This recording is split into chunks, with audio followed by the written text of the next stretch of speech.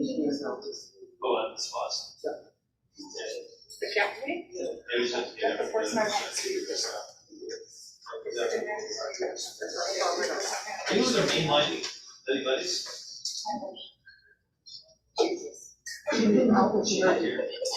I'm sorry. Are you main line in those anybody's? Oh.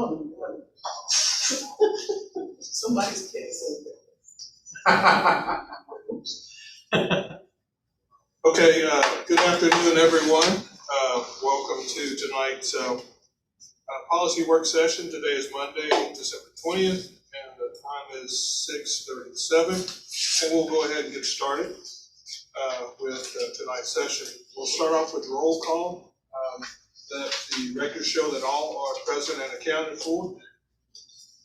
And moving on down to item B, which is citizen input. So if we have any citizens that are here that would like to come and address the council on issues related to the city, you can come to the podium, give your name and address.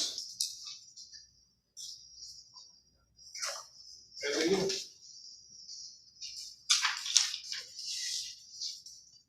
Mayor and Council, I'm Elliot Brack, 420 Dogwood Circle, Norcross. I have a copy of what I'm going to read here, and I'll be handing to you after this session.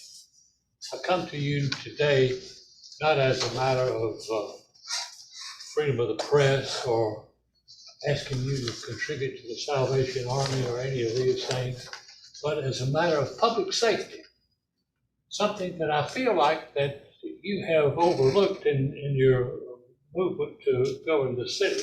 Back when the new Norcross Library was being built, the council decided that Britt Avenue should become one-way for traffic. The reason given for this was that the council could create 10 parking spaces along Britt Avenue, but having two-way traffic on Britt with these parking spaces would be dangerous because of the safety issue. A measure for a one-way street eastward was adopted on recommendation of the city planning staff.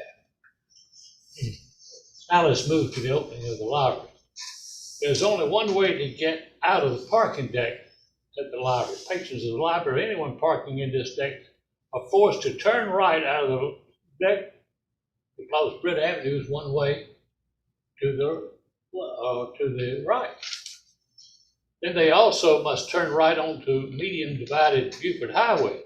Even if the driver wanted to go north on Buford Highway or get to Beaver Ruin Road or on the eastern part of Norcross along Mitchell Road, all must turn right onto Buford Highway and then go immediately to the left lane and make a 180-degree turn at Holcomb Bridge Road.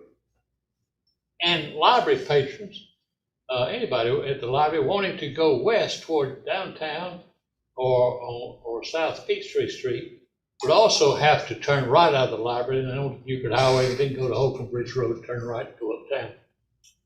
We all know that Buford Highway has constant traffic most of the day, both ways.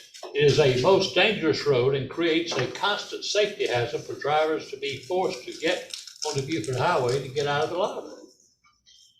If Britt Avenue were a two-way street, library patrons driving toward the west could easily go up Britt Avenue toward Peachtree Street, seldom meeting another vehicle. Even library patrons wanting to go north on Buford Highway could ascend the hill, then use Marshall Street to go to Buford Highway or Beaver Ruin Road. This route would be far safer than to have to do a 180-degree turn on Buford Highway. For Britt Avenue to have two-way traffic, it would require elimination of the 10 parking spaces on the road. Recognize, however, there are 135 parking spaces in the library parking deck. And almost any time of day, there are many unused spaces at this deck. These spaces on Britt Avenue can easily be absorbed on the library deck on any given day. Not too much more. Especially on weekends when the library closes at 5 p.m., people visiting downtown restaurants could find almost always available parking decks at the library, parking spaces there. Granted, people would have to walk up the hill to get to the downtown area, but the spaces would be available. They would also have to walk up the hill. They would be using the 10 spaces currently parked on Britt Avenue. So my contention to you, the engineering department did not take safety of library patrons into consideration when it recommended one-way status on Britt Avenue. This should be reversed in light of the far more dangerous requirement for every single library driver to travel on Buford Highway than it is to make Britt Avenue a two-way street with no parking parked off. That in a nutshell is my recommendation and plea. Think of this not as parking spaces when the safety of every single library patron being channeled into the always busy Buford Highway is at stake. The safety of our people should be the main concern for the council to make a decision to reverse the engineering department's recommendation. Parking should always be secondary in the lives of citizens. Mayor, that's my statement. Do you have any questions that you can address to me at this time? Thank you so much for sharing that information with their council tonight. If you would, submit your documentation to the city clerk. And, any questions from anybody? is there no questions at this time? Thank you so much. Yes, sir. Thank you for my consideration. We'll follow up. I'm going home to supper. Thank you, Ellen. Appreciate it. Let's move to board updates. Do we have any tonight? Good. Having none, we'll move to general updates. Motel to Home program update. Denise Fisher, if you would come to the podium. This time, thank you.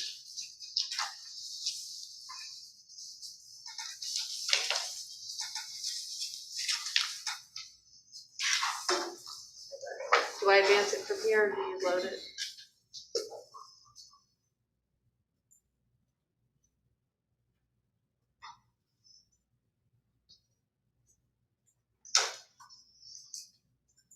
Well, it's my pleasure to come back to you all. Denise, tackle that for us.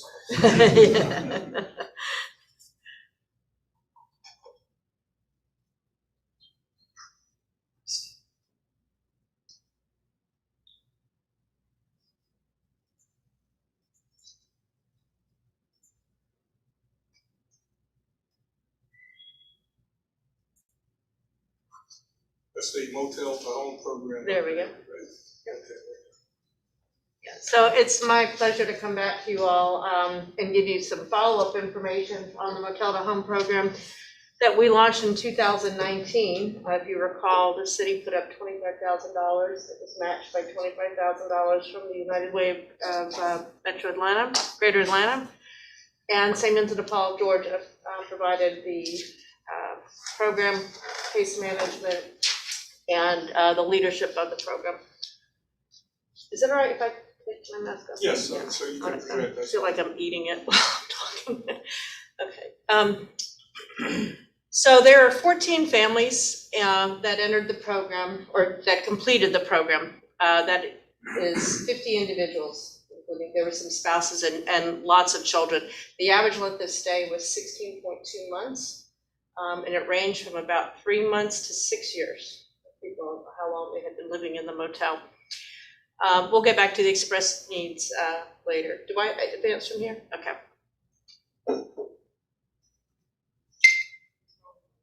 Yeah, this doesn't seem to be. Okay. I'm happy to tell you that at the end of, or at the completion of the program, 100% of the participants were housed. After year one, 100% of them were still housed. And after year two, 100% of them were still housed. Now, some more precariously than others, but they were able to make a go of it and stay in their housing that we were able to find.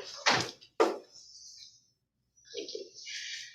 Some other good things happened. Probably not all we contribute to our program based on what's going on in the labor market, but their average hourly rate went up to $20.21. Significant thing here is that that's a housing wage for this community. You can afford a rental, in there. 17 is below. I believe the rate is somewhere around, it changes all the time, of course, but about $19.90 in that area. So this was a significant improvement. Their credit scores also went up 105 points on average. Some went up even more. So this took them out of the poor range for most of them into the low end of the I think of the good or average or whatever, but out of the danger zone where they can now get a lease, a second-year lease, and they have showed that they were able to do that. And that came primarily by paying off past eviction debt, which is what most of them had as the barrier to get into housing. And then looking at their payment history, understanding how important it was to make those minimums, et cetera. And we did another thing called the Arizona Self-Sufficiency Matrix. It looks at 15 different areas of adult functioning life. Things like, being connected to your community, your kids going to school full-time and attendance and all aspects of life.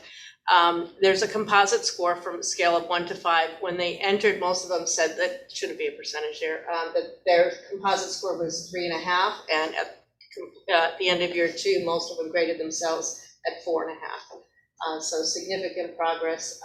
The main issues that are still outstanding for some of them, one was transportation, a car, and one was health insurance. Not able to get health insurance. But most all of them have health insurance. They have a car. The car is insured. We went through all these checkpoints. So significant improvement in their overall well-being and security. Some other impact that I thought was significant: school turnover decreased dramatically. Kids were staying in the same school, not moving from school to school because they were moving around. They were able to join sports and extracurricular activities. We've got a bunch of future basketball players here, and karate kids, all having a really good time with that. We had several students who went on to college and several that went into the workforce. In terms of our participants, not having to worry about housing, not having to get their stuff off of the street, and all the trauma and chaos that ensues, we're able to stay working. One became a partner in a well-known food truck business here. One got CPR BLS certification, and we helped her buy her first mannequin so she can start teaching that. She got 2 contracts with 2 nursing homes to be doing their annual updates with them, and she's also going to be doing something at the library here and offering it to the community. One got certified as an EKG technician with a small micro loan from us. We had another one who became a certified property and casualty claims administrator under the guidance of one of our caseworkers who did that for many years and helped guide this gentleman into getting that. We had another she was a claims adjuster for workman's comp, but then was able to get certified for all other kinds of insurance, which she's found herself now incredibly more marketable and is very happy with her new high rate. We've got several that became supervisors. We have the spouse of one started an acting career, and when I first heard that, I was like, oh, here we go. Can you find something that actually pays? Well, his income has surpassed her. He's working almost full-time in the movie industry and really loving what he's doing. 2 of them said they found their dream job, and one of them is trying to purchase a home. So they've had a lot of personal successes and a lot of growth over this year, and just want to thank you. The program has continued. We've expanded some in Gwinnett County. We should have one more slide, I think. Yeah. So this was, when we wrote this, was right before Thanksgiving. We've already housed 24 families, so 10 additional ones. These 8 here that were approved and pending have all been housed as well, so we're up to about 30 right now. If I have one request from the community, one of the things that happened here, working with all of our community partners with Norcross, Gwinnett Housing Corporation, the Alliance or Unite of Peachtree Corners, as it was called at the beginning, we had 0 needs, express needs that went unmet. 4 people we were able to find cars and get them donated so they could get to work. We got clothing, food, casseroles, whatever it was they needed. Some of them got some additional certifications. We paid for the testing for the insurance stuff, et cetera. So we were able to help them out, but we got a lot of things right from the community as well. So I want to thank you all for that. And Very Very good, Denise, thank you so much for that presentation, great job. Thank you. It's been a pleasure working here. We certainly do applaud you, and it's great that you not only have, now you have deliverables and you have success stories, which is measurables, which is even better. Right. And I think that Councilmember Myers brought that up earlier, maybe a couple of years ago when we first started talking about the program. So we'll open the floor for questions. Yeah, so just one question here in terms of these families, you know, they're doing well now, they've done well in year one. How do you track year two, year three as you get new families brought into the program? Well, What's the journey for these families? Yeah, we probably honestly won't be tracking these same folks past this point. You know, we just don't have the staff for that, but these were done with personal interviews. So we'll continue with them. One of the goals of the program, we said we wanted them to stay housed 1 year, so they had a clean rental history, and be able to get a lease in their own name without assistance from us the second year, sort of proving that, you know, they were kind of good to go. So we're gonna still, I think, use that as the demarcation here on that. But we don't plan on following them longitudinally. I think the effort they put into this is enough of a trust that I think they're gonna do okay. Yeah, you know, and there's a lot of that. They don't want to disappoint their caseworkers, you know, they put so much effort, and I'll tell you, there is no one more motivated to make a success out of this than a single mom working and living in a motel with 4 kids, you know, trying to homeschool them and everything else. They would have walked through fire, these women, to make this work. So they were thrilled for the opportunity, and they made the most of it. I'd be remiss if we didn't think back when this all started, Kathleen. Council, in our infinite wisdom, passed a motel safety program, which was a great idea in our mind. And Kathleen called me up and said, and this was really before you and I were close, and said, 30 days? Are you out of your mind? This is gonna destroy people's future.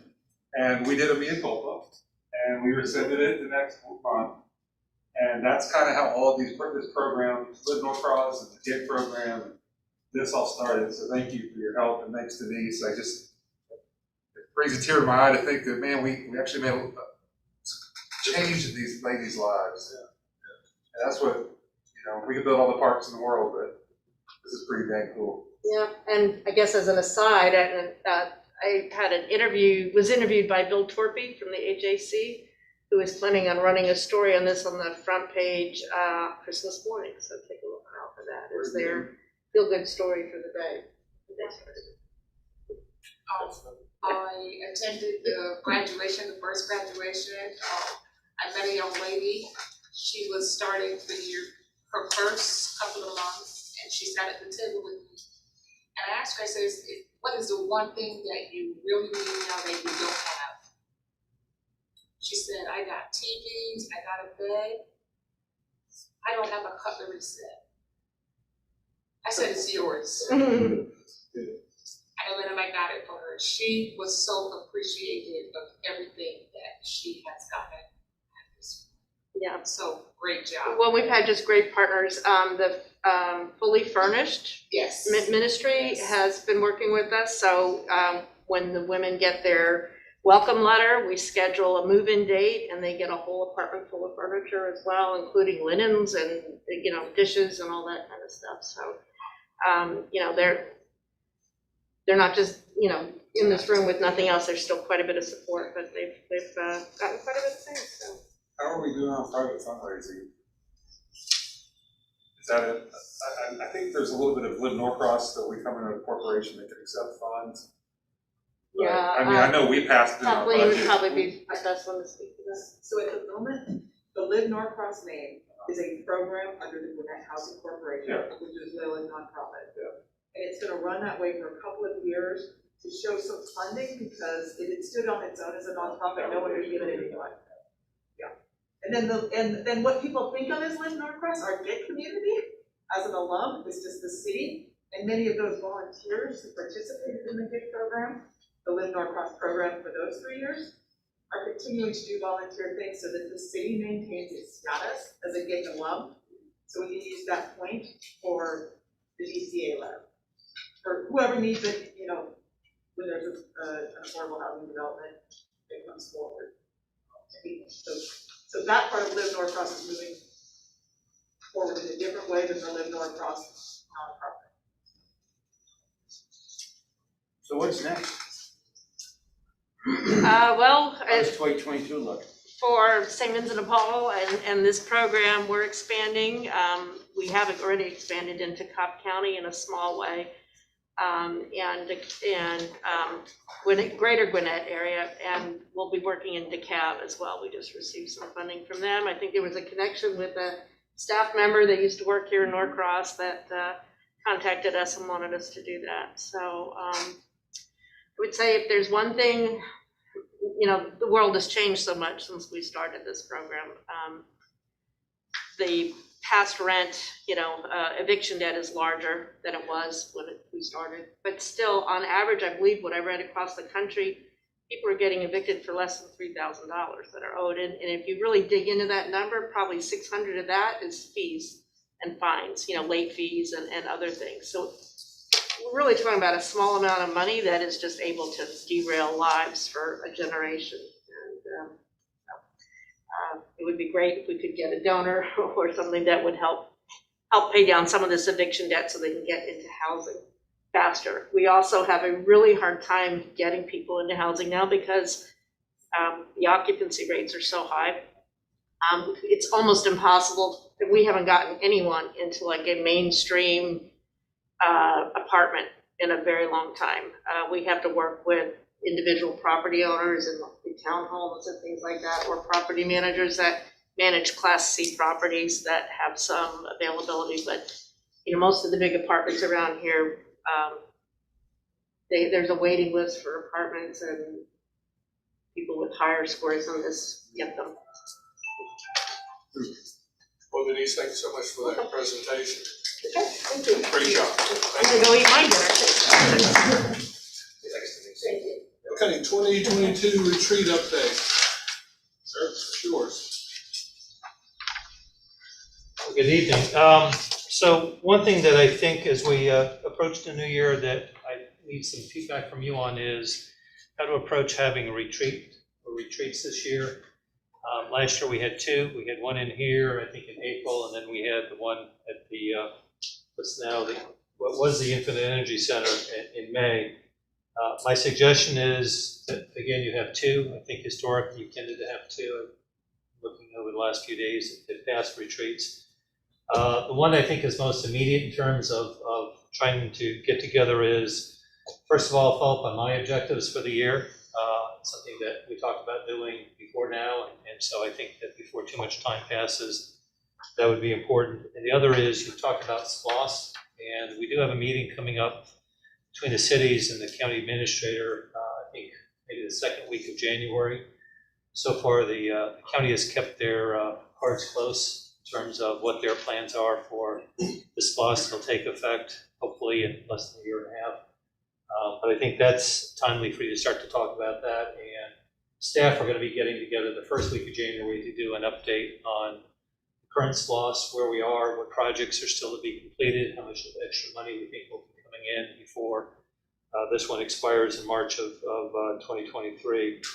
I think SPLOST is important. And then the other item that is out there, but I don't know if it's ready, if you wanted to have the first retreat in January, which is my suggestion. And that is to follow up on other post-employment benefits. We're going to talk a little bit about that with an item tonight. But we talked about possibly looking at making setting up a trust fund and setting aside some money to actually fund that. The audit is not done. The audit probably isn't going to be to you until February. I did talk to the head of the audit firm about a week ago, and at that point, we believe the general fund balance would increase by about $2 million from year end to August. So still waiting to see that comes true. I expect it at least be up $1 million, but at some point, I think we need to come back and talk about a long-term solution.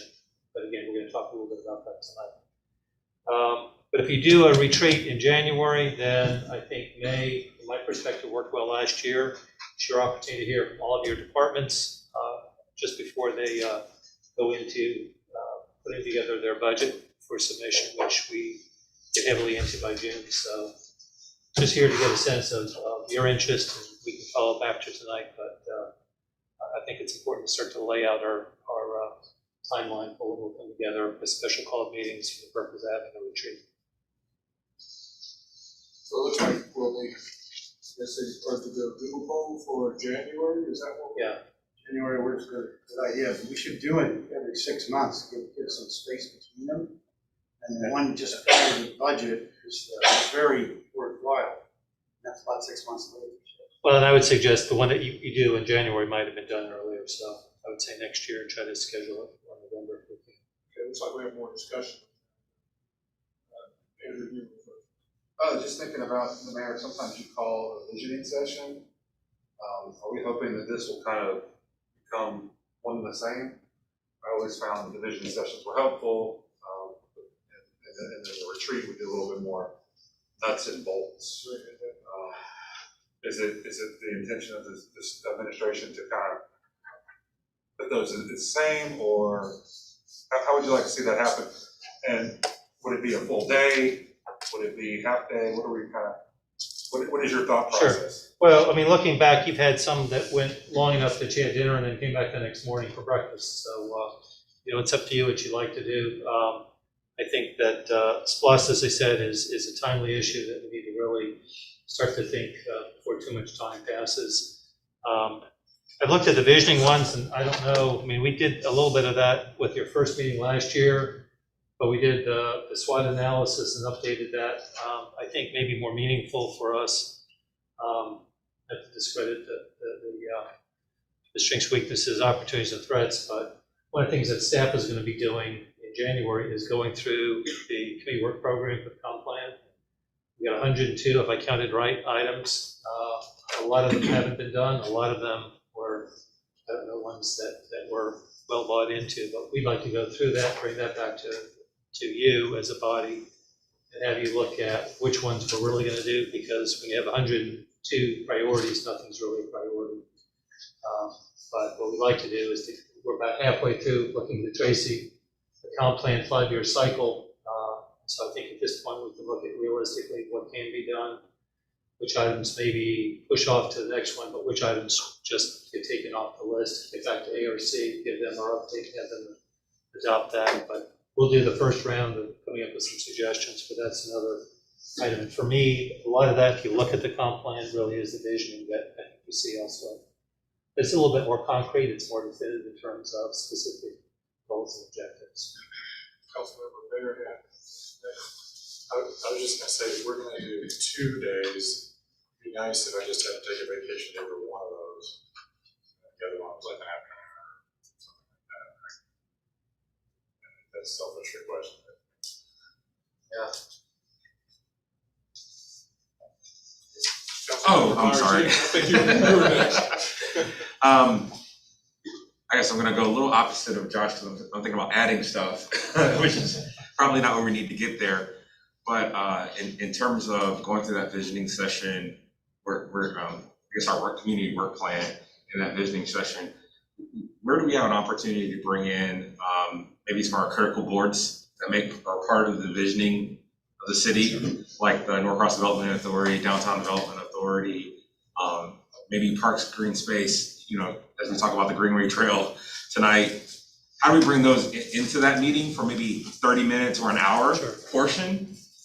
So we can get full engagement, and then they can go, and then we go to the next subject. I think might be helpful as well. I know that might add more time, but I don't know if it's worthwhile to do that. The question is, do you want separately to or have the whole together? Group, or do you want to have the chair of each of those come in at opportune time? I'd be, In terms of- I'd whatever our my fellow council members feel is necessary, I'd be okay with either one. If Well, I'd say they're at least- empowered to At do least something. half of the comp plan items are economic development. So to the extent that you wanted to have, say, the chair of the DDA and the NDA, and as you're talking about which ones you're going to prioritize and which ones you might set aside, let us know what you want to do. And I think it would be a little onerous to try to have all of those committees. Yeah. But that's your choice. I mean, if you want to do that, we can do that as well. I think it's probably more effective to have just the chair if they're empowered to, if they've already communicated to their boards think it's probably effective to have just the chairs, just for a small group, but again.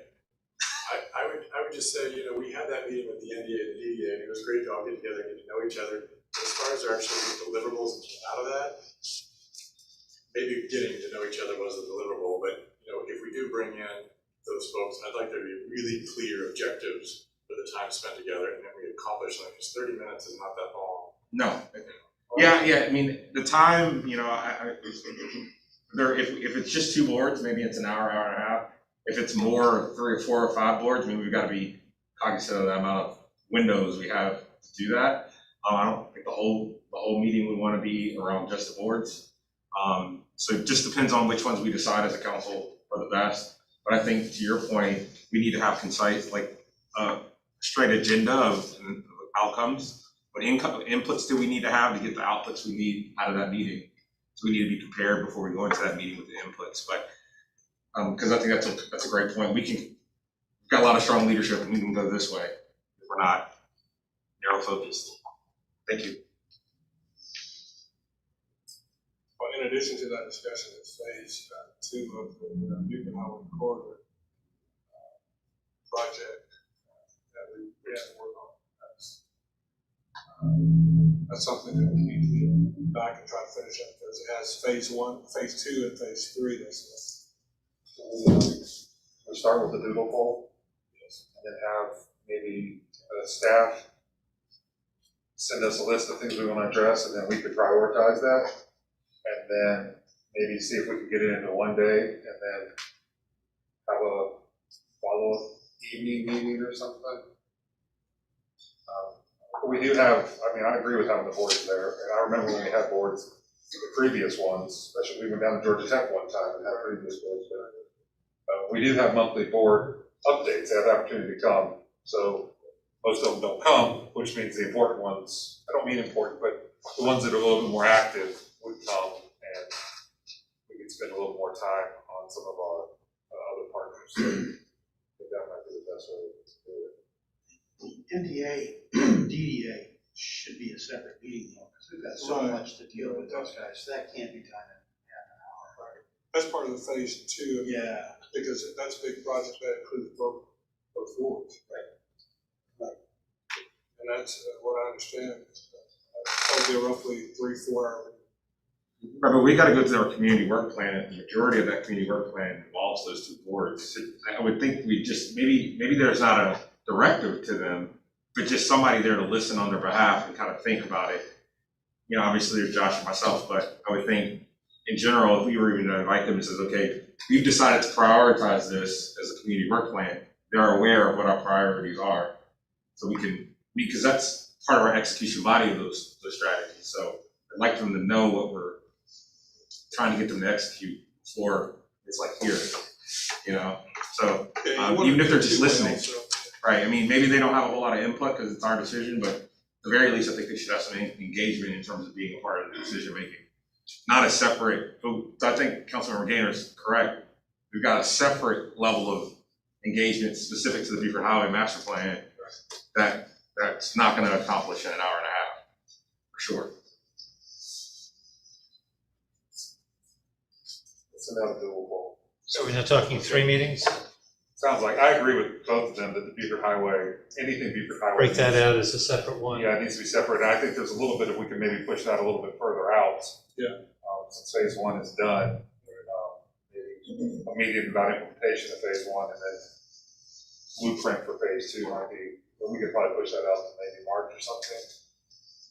I mean, that's just me. Do y'all guys feel it? Yeah, I think that sounds appropriate. As we come out of this thing in January, it's just going to strengthen what those deliverables for March you're talking about are. So shortly thereafter, but not too far after, March might be good.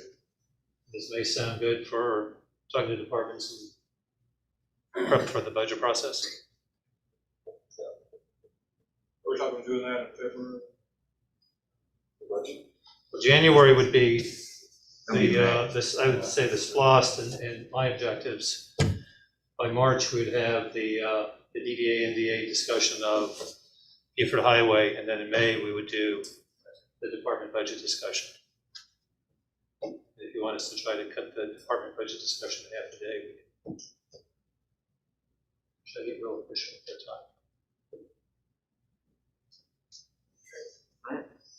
Thank you. Thank you. Okay, let's move to council general discussion. Council, if you have anything to share this time, do so. Nothing more than hope everyone has a happy holidays. Celebrate Christmas, Merry Christmas this weekend. We won't see each other again until next year officially, so Happy New Year as well. We've had some good celebrations before, anyone else before I jump in? We've had some good celebrations in downtown Norcross since our last meeting, and I've got some really good feedback from our citizens on the way the town's laid out, the holiday decorations, and carriage rides, and Santa, and really makes you feel good. The hard work that we're doing is paying off.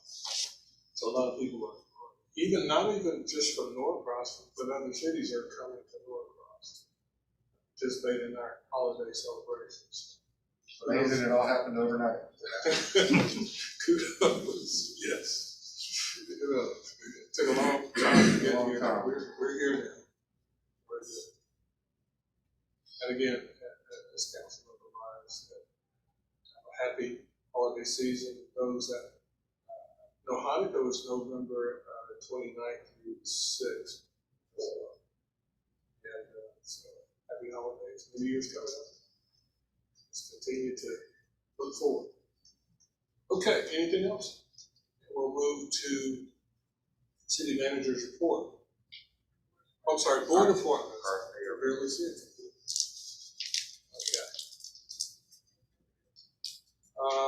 We have to discuss, we have the architectural review board, and we will cover that in exec, and any other additional appointment, let's cover those in exec. Is that okay? And of course, we have to, at our regular meeting, vote and make those known publicly. Items for discussion. City manager's report. So very briefly, thank you again for approving the new pay study back in November, and employees will see the result of that in this week's paycheck. So it took effect 2 weeks ago, and it was intentional that most employees would see the adjustment show up this week. So on their behalf, thank you. Okay, let's move to item H, items for discussion. This is a request for additional funds for the Greenway project. Is that yours, Eric? Yes, sir.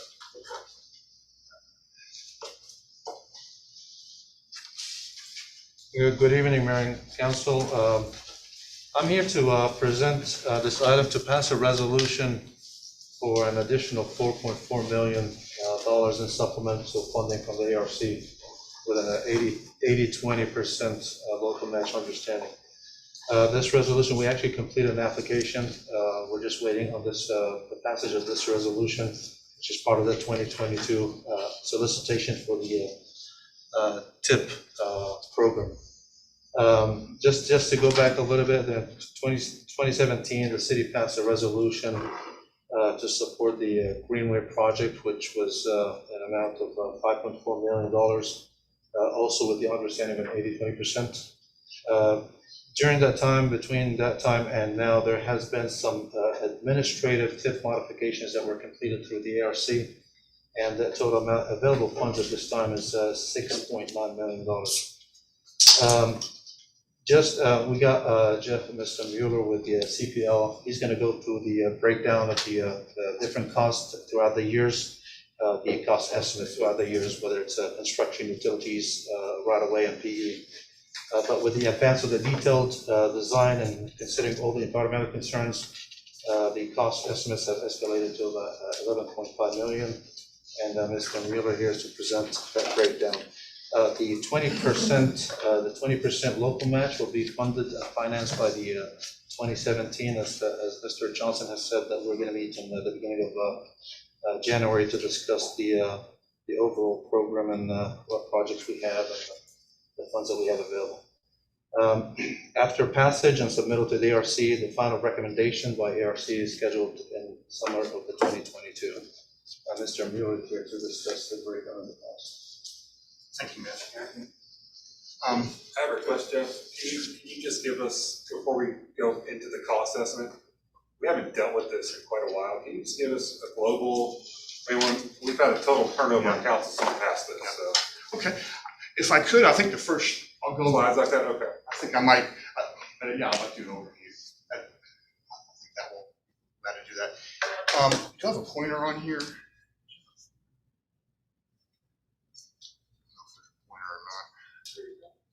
Is there like a little pointer? No. Okay, well, I can explain it narratively. I think you're close enough. There's a finger. We'll use it. Okay. Thank you. Low tech time. Yeah, those things are be dangerous too, right? Aiming the wrong way. Okay, well, like Matthew said, I'm here to go over specifically talk about the cost estimate history, how we've arrived at this number, because obviously it's significantly north of where we had when the application first went out. And I think we've got a presentation here. We want to kind of discuss, explain how we got to where we're at today. So it's my pleasure to be here. Thank you. This is the project again, kind of an overview of the project. It's a combination of trail. Oh, well, there you go. It's not shining. I don't know if that works on the TV screen. It's fine. I think I can go. Thanks, Josh. But we've got it's a combination of off-road trail and then what we call side path trails on existing right-of-way. And so we kind of broke it up into 5 segments. The first segment starts at the top of Cemetery Field Park at the driveway and works its way down to the Georgia Power easement, down the driveway of Cemetery Field, comes off of Mitchell Road, and it comes to Mitchell Road, and we call that segment 1. And that's pretty much an off-site trail. Segment 2 is the side path that runs along the east side of Mitchell Road. It's about 6,700 linear feet, a little more than a mile and a quarter.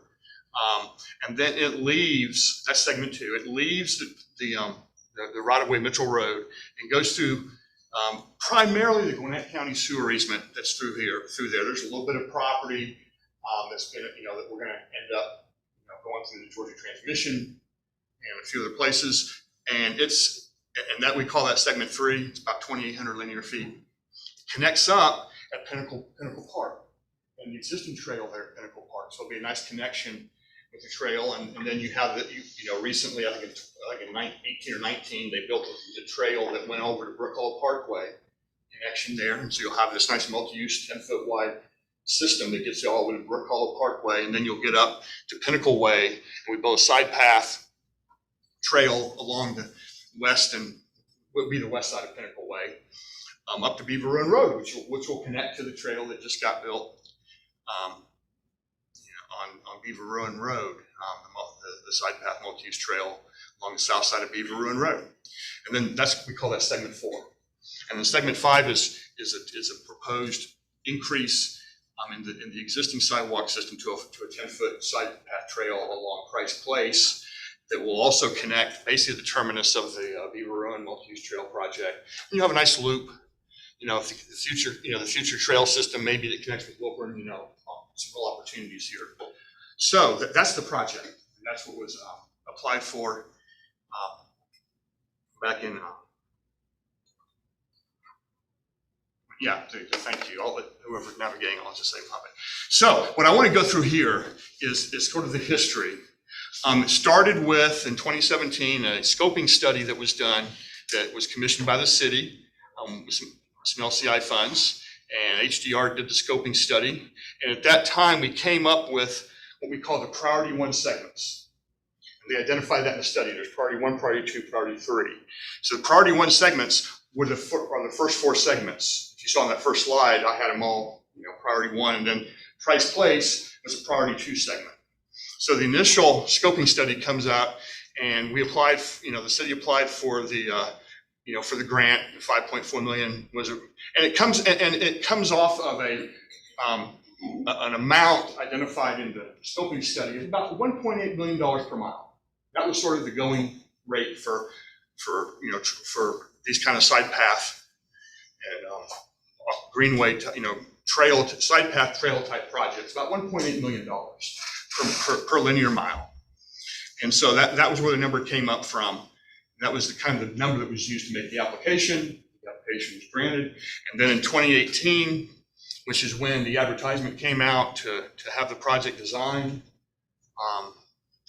it was awarded in 20, I believe it was awarded in 28, I think it was 2018. These are the amounts, and this is the 5.4 broken down into design, construction, right-of-way, and utilities. And again, these are sort of taking that number, that $1.8 million per linear mile, and kind of breaking it up into, again, this is kind of conceptual at this point, early in the process, 10,000 foot type breakdown. And so those are the numbers that got awarded. And so we've worked off of that amount, we've worked off that estimate from the concept plan. The thing to note is this program cost is the priority one segments only, does not, as it says, does not include the price place, is what we're calling segment 5 in this project. 2019, that was the year that we spent putting the concept plan together and going through the concept plan process, which involved, but it didn't involve it involved one public meeting during the concept plan process. We'd have another one in 2020 that was virtual, but we went through the concept plan and we updated, and part of that exercise is now that we've seen some of the issues, right? We've done a little bit of preliminary, we've done some really conceptual, we call it conceptual design. We've got kind of an idea of it. Let's do it. We're required to do an updated cost estimate.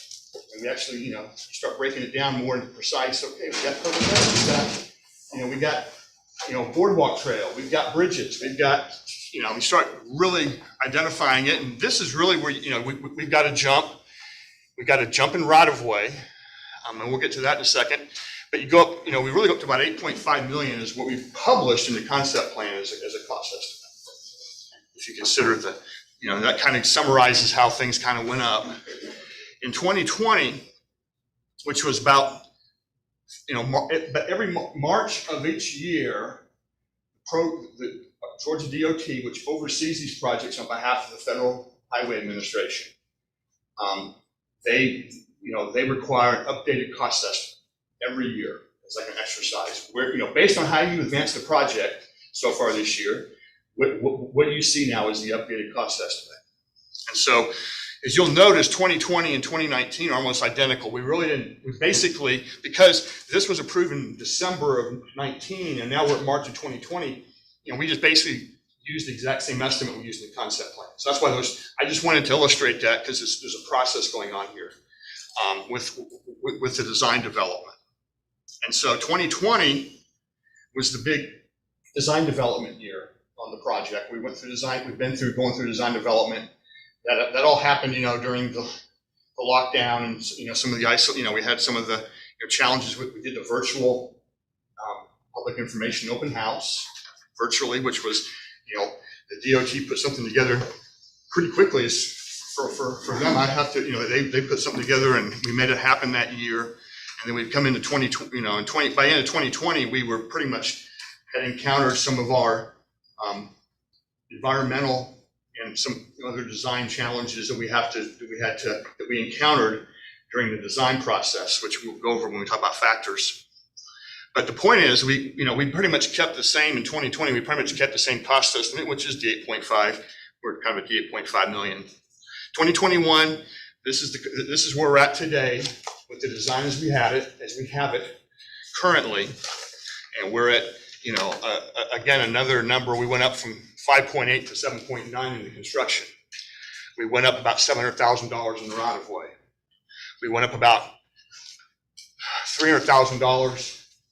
Well, there's in the utilities. So now it looks, you start adding those up and it's like, okay, 11.5 million, big number.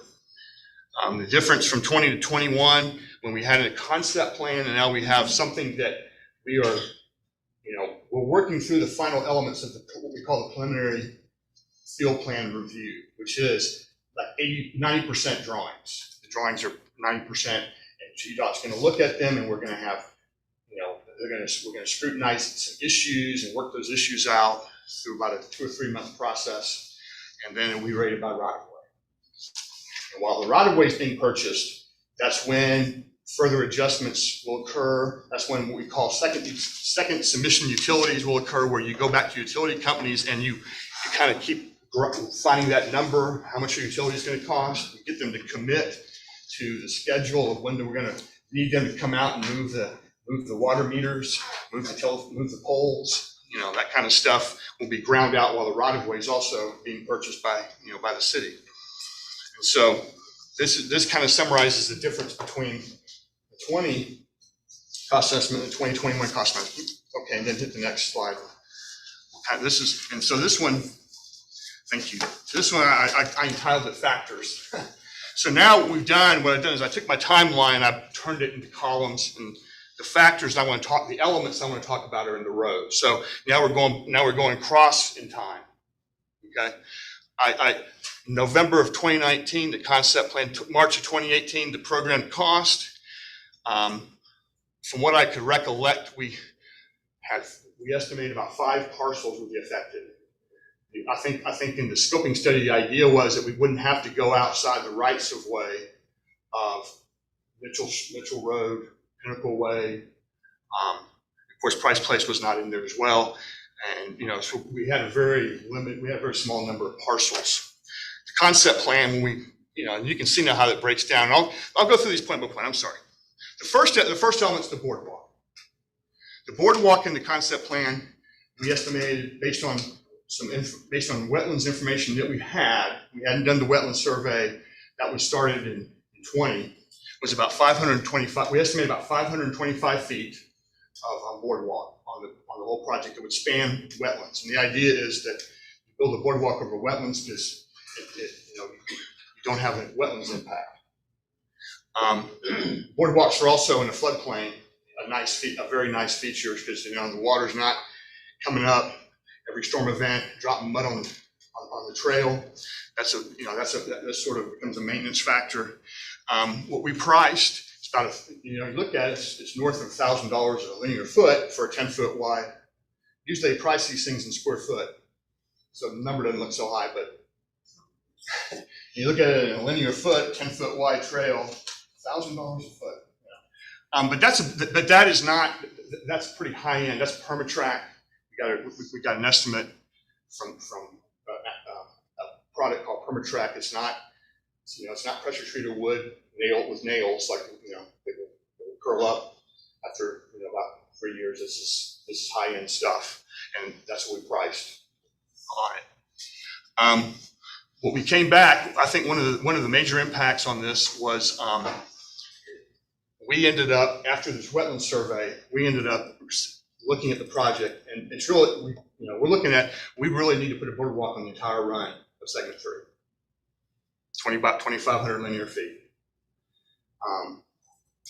Because the wetlands are kind of driving that, there's a lot more, pretty much that whole section between Mitchell Road all the way over Pinnacle is pretty much wetlands. Jurisdictional wetlands, as our environmental people identified it. And that's a little more than what we estimated was going to be the case. But what you do have is you're going to have a boardwalk that's going to be above the flood hazard zone. It's going to be elevated. It'll be a lot better maintenance. And that's one of the things, again, so it's kind of a product, it's a program issue, but that's what we've got in the design. We've got it designed for 2,500 linear feet of boardwalk. And so, that number is, we're kind of using the same rate. So that's a big jump in the number. Retaining wall, we have a segment 1. We have a design of segment 1. We had a retaining wall cost and concept plan that went up by about $500,000. That's something we can talk about some more. New paving and curb on Mitchell Road. This actually should not be a factor in this because this actually got identified in the concept plan. So that really should be 0. That number should be 3.4. But I needed to, that was a last minute correction I should have made. Right-of-way parcels, we actually went up when we did more detailed design. We identified, looking at slope easements. And a lot of these are construction easements. A lot of this isn't we need to go buy this people's property. A lot of it, even though there's a little bit of that, a lot of this is mostly slope easements and driveway easements. But the cost estimate, again, we hired a GDOT certified cost estimator who took our plans and he came back with a number that was, $700,000 up from where we were. And so utility relocation, this number represents Georgia Power is a reimbursable expense in the franchise agreement for streetscape projects and side path projects. So what that means is that they don't do that. Most of your franchise agreement, most of your franchises are, if you're doing a road project, a transportation project, and you say you need to move your pole under their franchise agreement, they need to come out and move the pole because they, to provide the service at their expense. The reimbursable expense is an expense that, if you go tell them to move it and they say, well, you need to pay me to move it. This is a project that requires them to be paid to move it. Because it's a side path, sidewalk. That's specifically in the franchise agreement. When we researched it, we were kind of back and forth. Is this really going to be an expense? So we made a determination for the purpose of putting a cost estimate together that this needs to be in there. And so we've got, that kind of up to 2. So that's really the end of my presentation at this point. And I'm kind of here to answer questions about how we got from there to here. Jeff, we certainly appreciate you being here. Thank you for that detailed presentation. But have a question by Councilmember Gaynor. I'm just thinking about the right of ways. Yeah. To go from 5 parcels to 44. Mm-hmm. Is a gigantic jump from the original concept. Did the path change? Did the route change or something? I think what we encountered, especially on Mitchell Road, we pretty much encountered this on Price, Pinnacle, and Mitchell Road, particularly the ones that are the side paths, is I think there was sort of an idealized notion that we'd stick within the right of way along the corridor. Mitchell Road's a pretty wide right of way, but I think we still have, and most of our design is predicated on we're not going to try to build retaining walls on Mitchell Road. We want to try to have, we want to have slope easements, and so some of these are construction, what they call temporary construction easements for the construction of slopes, which will grade into people's properties along. Not every single parcel, but and it's kind of one of these things. You go through the design process, you say, "Well, by God, we're catching that one too," and you kind of start, the design team was the right of pretty way conservative. goes along the right of way at Mitchell Road for the most part. For the most, yes. And what this is an extra 39 or so parcels that are related to the sloping in of that. Where instead of instead of a retaining wall, the original concept said we'll just have a retaining wall there. Well, I think the concept didn't really contemplate we would have that much of a problem with the slopes and the grades on the shoulder. We thought we had wider shoulders along Mitchell Road that we would squeeze it in. That's my best take on why we're encountering the problems that we're encountering on the rights of way and the affected parcels.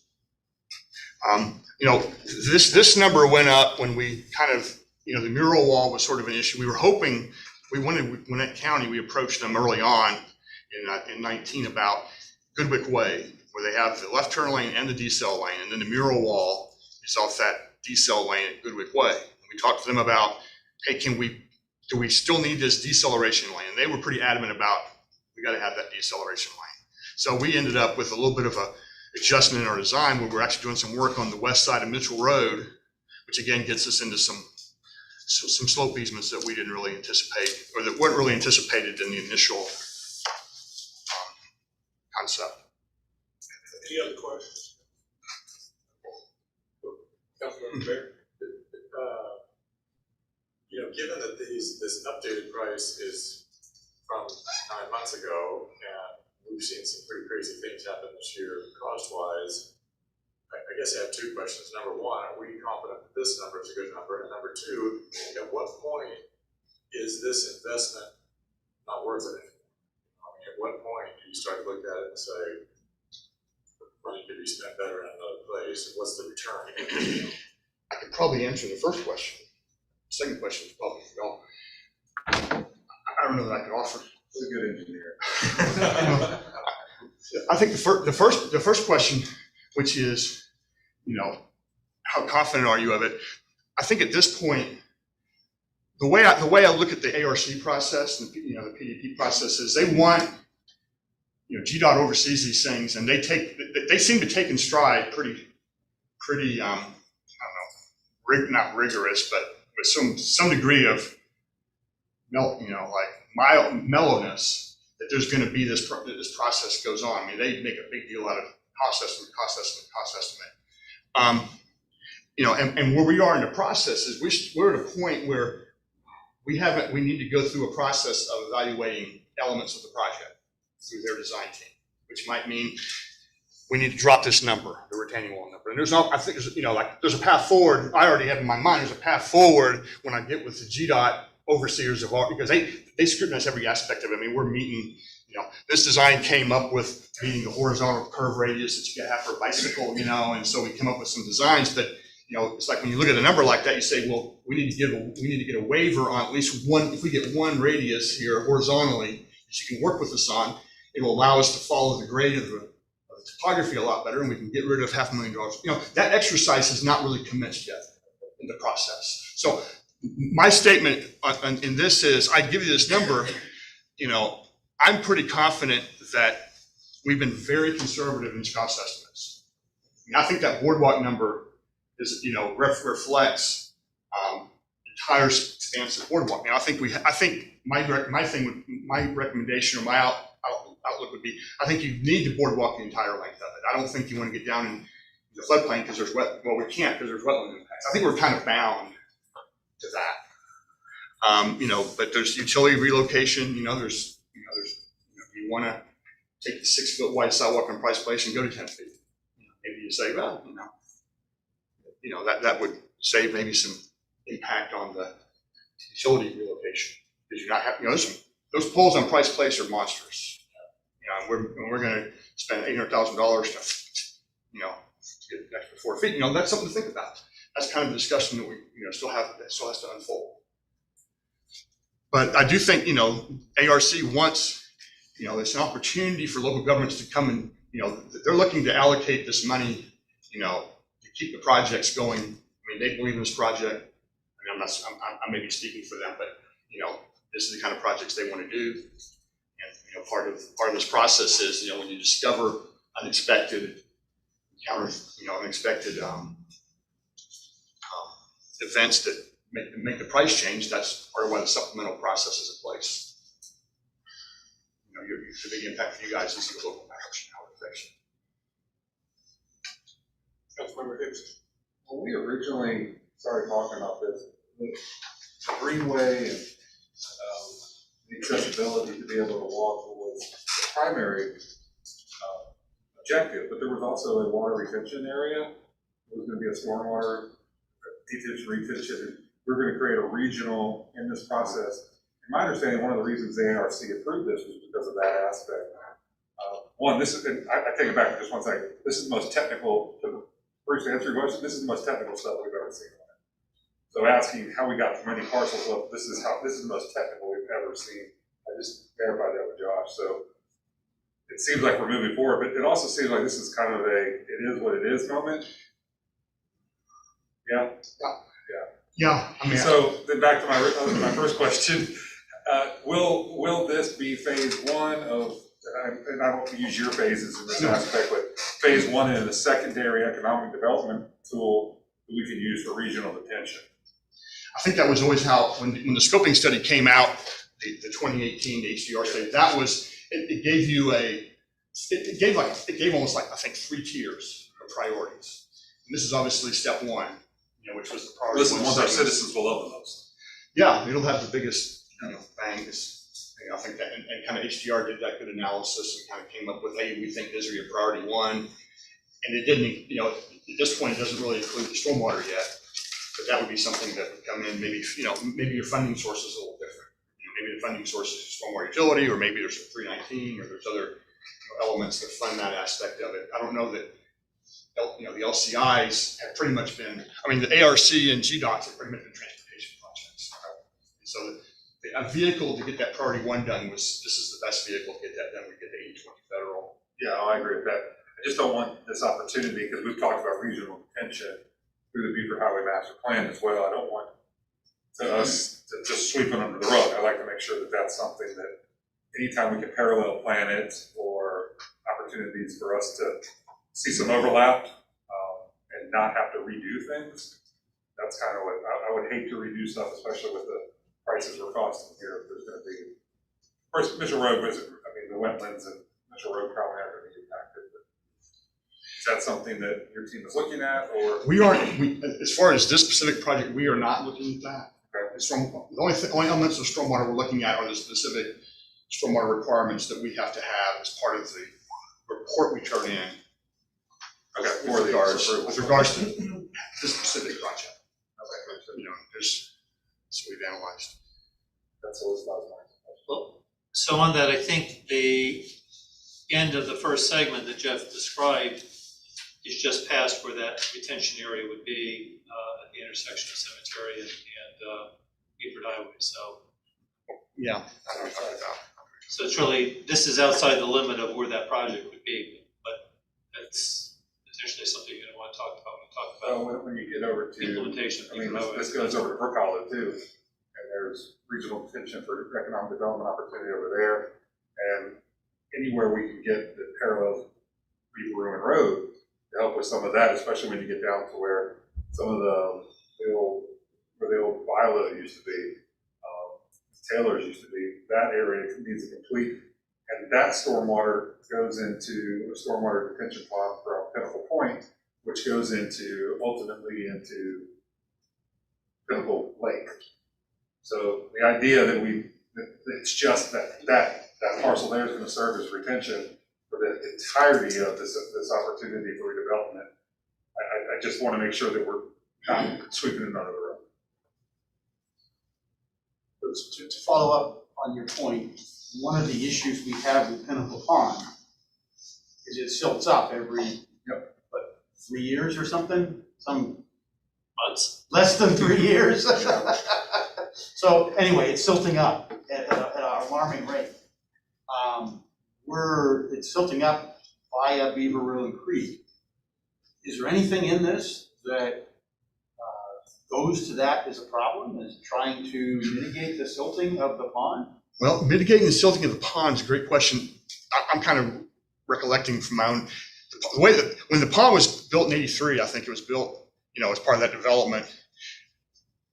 They built it offline from Beaver Ruin Creek. They basically dug a hole, and if you go in there is no lowest point. In fact, the lowest point of the lake is actually lower than Beaver Ruin Creek, which is the implication of that is the only way it is going to naturally collect silt over time. It's very, because it's fundamentally been designed to have, it's 5, 6, 7 feet deep. And the kind of if you want to call it a design flaw, the design flaw was that they wanted to build an amenity, but they couldn't really ever they couldn't build it up high enough that the bottom would drain out and keep the water kind of fresh. So it becomes a collection. That's sort of one of the weaknesses of the pond. There's no mitigation available to collect that silt in advance of the pond and try to filter it out before it gets there. Yep. There's always. That's all part of that wetland area is an opportunity to prevent the problem that we have, which is going to be a forever problem if we don't fix it. Yeah, that would be something to look into. But yeah, we haven't been. You haven't gotten into. We haven't gotten to that as part of this project. That's my question. Yeah, I'm sorry, I didn't mean to. I just kind of went off on recollection. Sounds like we need a visioning session. Well, it seems like there's an opportunity for input in this design process to accommodate some goals that, to your point, how does this fit into the overall stormwater issues? And I don't, it doesn't sound like that's been addressed, or it's part of the project, even though we doubled the cost. I think that naturally happens. The easy, fun thing to do is to plan a path, right? That's kind of what everyone wants to do. You want to go parks and plan paths. And dealing with kind of a regional attention pond, especially in that area, that aspect, which is a town, which is, first developed in '83, like he said, the Beaver Room corridor was probably before that. We just have to, I don't know how we instruct staff to kind of put this back, make sure this happens, but also parallel to this, and let us know what some options are. Well, I think that's what we need to do. I mean, you're right, that hasn't been done, but I think that needs to be part of the priorities.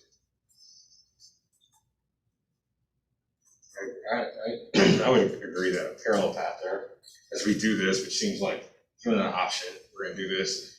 But as we do that, to address some of these issues that either came up since 2017, this is planned, or,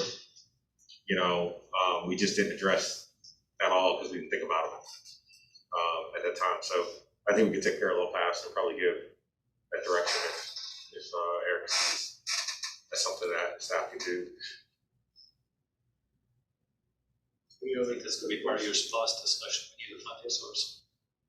Speaking of, I'm sorry, anyone else? Speaking of funding, are there any portions of this project that could be federally funded? Well, it's 80% federally funded. The 20%, which is our share, it's a great question. And that's why we're here. We're asking for a resolution to ask ARC to direct to GDOT a request for $4.4 million. 80% of that would be their share, 20% would be ours. So our stake in this is gonna go from about 1.1 million back in 2017 when this was first initiated, which was 20% of 5,450,000. So now our stake is $2.3 million. And at this point, as Matthew said, a good portion of that probably can come from the excess revenue that we anticipate taking in from SPOS, but we can't tell you that there will be enough in SPOS to cover that. So, to be perfectly clear, I don't think there is enough because we're going to talk about that, as I said, 2 weeks from today, staff is going to go through. But right now, what Karen came up with before her departure was an estimate that this SPOS would take in an extra $1.9 million over the 15.1 that was initially estimated. I think she had a good methodology, obviously, with that about 16 months ago to see exactly how much comes in. But 30% has to be spent on parking. So once we know what the final dollar amount is for the library parking garage, I think that our South Peachtree parking has a funding solution. Mayor pointed out to me the other day. This project was reported into the county as a recreation project, but I want to look further because I went back over the weekend and looked at your retreat from 2017. At that point, you identified as a transportation project. And so we just have to kind of work out how it fits in. But right now, that 1.9 million in extra money would generate about 570,000 for recreation projects, $760,000 for transportation. So we're talking today about an increase that is over 800,000. So we just need to see how these numbers work out. But be prepared for the fact that SPOS may not cover all of the overage. We may need to dip into another funding source for a portion of this. Can you use prior year, or, I mean, contingency's not great, but. Yeah, prior years, prefer we not use that concept. It's fund balance. It's cash on Whatever you got in the pocket. bank. No, there's nothing wrong with calling it, Nobody else calls it prior year. Well, Eric, I call it It's prior the year. accumulated, yeah, it's fund balance, but yeah, I think. I mean, obviously, it's the same backwards every penny we have, of revenue that we have in excess of our expenses, so. Yes, I mean, we have sufficient money if that's the funding source that we choose to use. We'll look at all options. But the one thing that Jeff didn't mention, but was up there, is there's a contingency built into this. And I think it's about $750,000. That's critical because of all the unexpecteds that come up, but as you get closer to the end of the project, that contingency can start to come down because the unknowns start to shrink as the knowns are paid off. And so there is some, back to Councilmember Beard's comment earlier, there is some opportunity to cover unexpected costs, but. So we're committing to funding this additional, if we pass this resolution, we're committed to funding this, we just have to Well, find a way to fund it, right? Yes and no. You're telling ARC that you'll find the money. Until we actually get the award, you can back out of it, but my, reason for wanting you to bring this, to bring this up today is, first of all, we have an opportunity to get that application into the current funding cycle through ARC, which they're gonna extend out to January 3rd, since it technically is over on the 31st of this month. You could back out, but if you back out, we set a record with ARC that I don't think any of you wanted to set, so. We've been amazingly. You could back out, but you really should. ARC has been a great partner of ours. Great Yeah, partner. backing out doesn't seem like the greatest option, but one thing, the last line there's $800,000 in a 10-foot versus, what is it now, 6 foot? 6 foot. On a phase 2 part of the project, so we could just not do that and save $800,000 in moving poles around. Or see if they value engineer $800,000 and we put it in. Or maybe there's a better way to look at it, right? So, I mean, there's half of the shortfall right There's there. opportunities to, yeah. Councilmember Beckles, you Oh, you know it. But as Jeff said, that you guys are gonna do an exercise that could lower the estimates if you actually talk through it. These are just guesstimates. Yeah, I mean, this is a better estimate than we had at the concept plan. This is a more precise estimate. And this is, what this also has done is identified some places where we, as we go through the process with GDOT, will tweak the design. We already know of one tweak we're doing on segment 1. I'm already, I go on record and say we've already got one, we've got our folks right now, they're adjusting the horizontal alignment to take this number south of there. Right. And it's, because it was more of a internal, we need to fix that situation. But I'm just telling you, as of right now, we have, so there's some value engineering, there's some value engineering stuff in here that I'm very, I'm pretty comfortable with. And there's always that element of, if things, if inflation or whatever, unit prices all of a sudden went there, it goes back to what Councilman said is you can look at a project and execute it within the framework of what you're committed to do. And that is an outcome that's, doable at this point. And that utility relocation, none of that's underground. No, those are poles. That number represents that number represents the poles primarily on Price Place. Right, okay. There are poles on Mitchell Road that are being affected. Those are, but they're not quite as large and, Check with this transmission lines. Yeah, no, they seem to be pretty significant. They're not Georgia Power has a lot of stuff going through that easement. Price Place is not in that easement, but it's got there's obviously some more I call it sub-regional stuff that's coming off of that's feeding it. But they're significantly more than just the standard, what are those poles, 30 feet high? Timber poles that we routinely move. Those are, they're steel, None of it's Norcross power. No, Norcross Power has a couple poles on Price Place, but yeah, these are Georgia Powers pretty clearly. So, I mean, we went through, pretty back and forth trying to resolve. Yep, I'm afraid, they're going to be reimbursable. I mean, I think we had to be, conservative in that, say that they're there. So. I mentioned federal funding also. I know that ARC is, of course, engaged and involved, but there are some other opportunities for additional federal funding over and above ARC now that we have some concrete numbers that can be presented. But the ARC only deals with the federal funds. Yeah. Through GDOT. And that's one of the reasons why this project has such a long timeline, because when you accept federal funds, and that's what ARC gets their hands on through GDOT, That you meet all the federal requirements for environmental. Environmental process is something not to be underestimated. But we can look at, I mean, the infrastructure bill, Might everyone's have new, still holding their breath to see what it actually covers. So that's another funding source that would be probably through the state. But I mean, the that's conversation, just We'll find funding.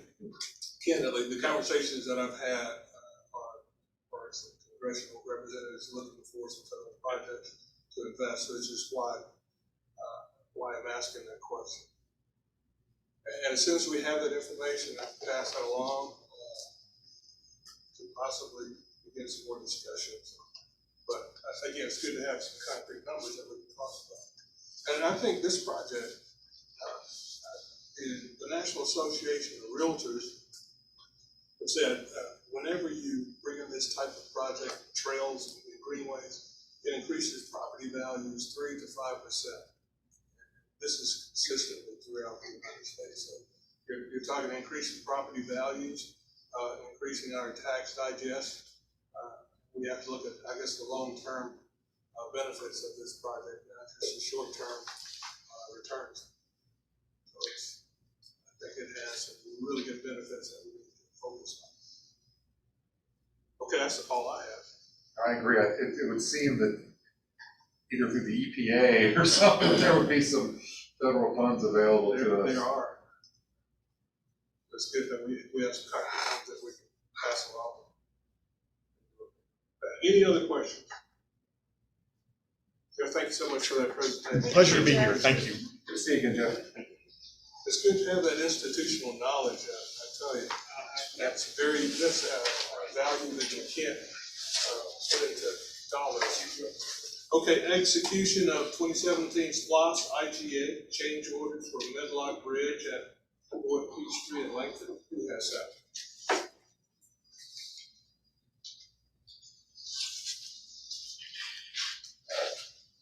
Good evening. This is an item to execute two change orders. The first one is change order number 1, which is the city managed projects. And the second one is change order number 2, which is for the county managed projects. So there were two IGA between the county and the city that addressed the projects within the city of Norcross. There were some that were actually county managed and some that were actually city managed. There was the recently project, which is the Medlock Bridge intersection with North Peachtree Street and Langford Road. This is actually, we received a letter from Gwinnett County saying that this is ready to go for construction. They're doing an intersection improvements out there, and it's actually they wanted to get the IGA, the change order signed and executed by the city. And the reason these were actually submitted to the city was because there was some allocation of funds from the city managed projects to the county managed projects, simply because they ran out of funds in some of their projects. They wanted to make sure that there's the maximum contribution for both projects would actually dictate or necessitate that they move some of these funds to the county managed projects.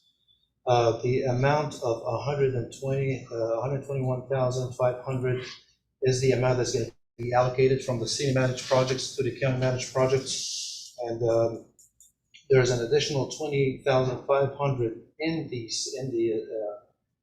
change order number 2, which is the county managed projects, for the additional funds that they needed for the completion of the project. I have the IGA between the county and the city for the county managed project attached to the agenda item to the report. I did not attach the IGA for the IGA agreement for the city managed projects because I actually found it after the report was sent. I can definitely share with everybody. So it's just to kind of brief, it's just allocating some of the funds that were accounted for in the city managed project to the county managed projects so that they could meet their 18 or 19% or the maximum, the 81% or the maximum of $1,255,500 for the county managed projects. again, the two items, which is the reallocated 121,500 from the city managed projects to the county managed projects, and the additional 28,500 to the county managed projects are going to be funded by cost. Any questions, council? Councilor Gainer? Can you cut to the chase here? What does it change in Norcross's outlet?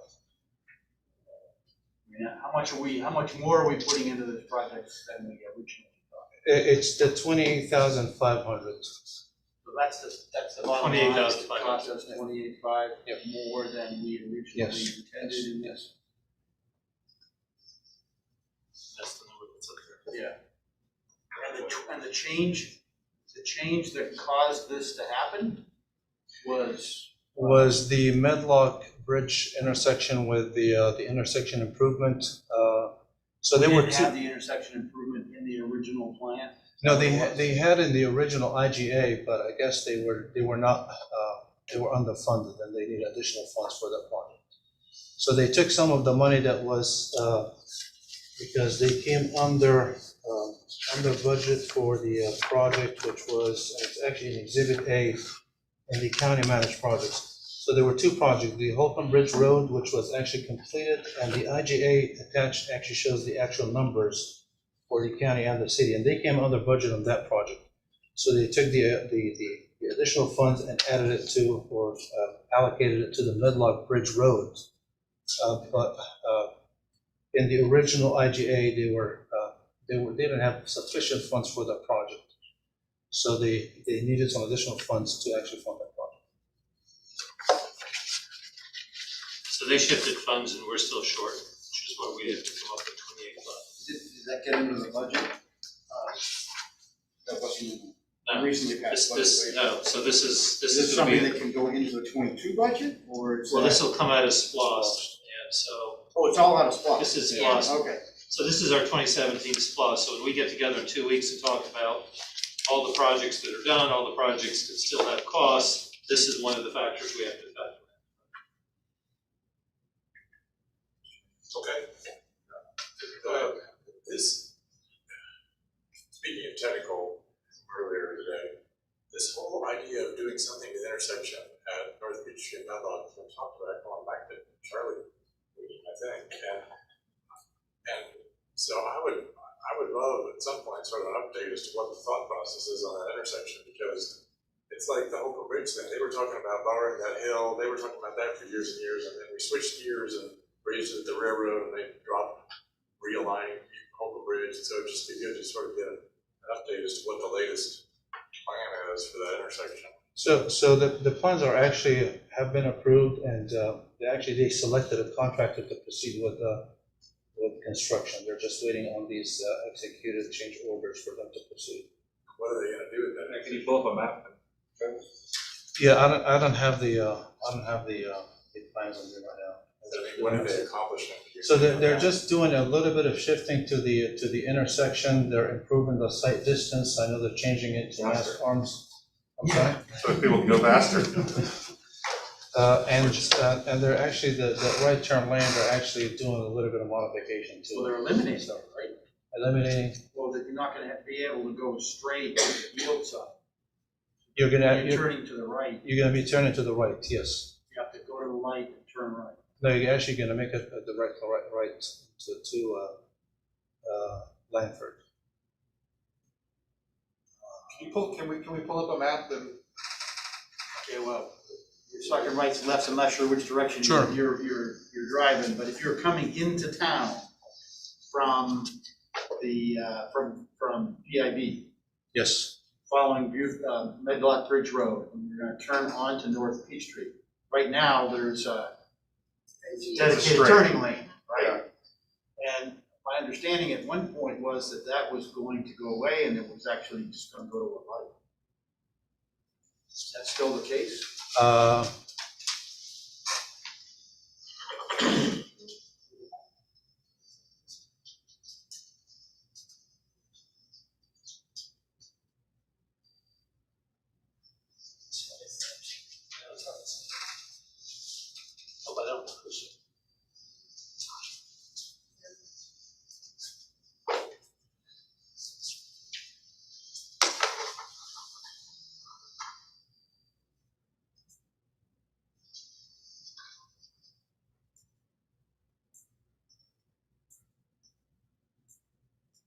I wouldn't even call, if you're coming from the highway, PI Beavers, I wouldn't even call that a dedicated turning lane.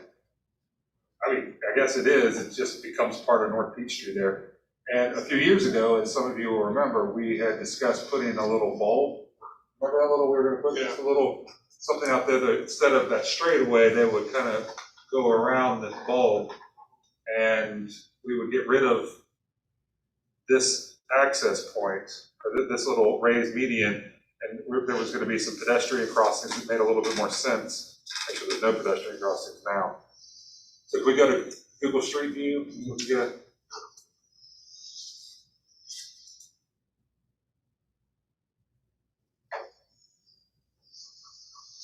right, so can you kind of tell us what you were talking about? You're gonna now turn right? Yeah, I would have to get the plans to make sure that I'm telling you the right thing, so.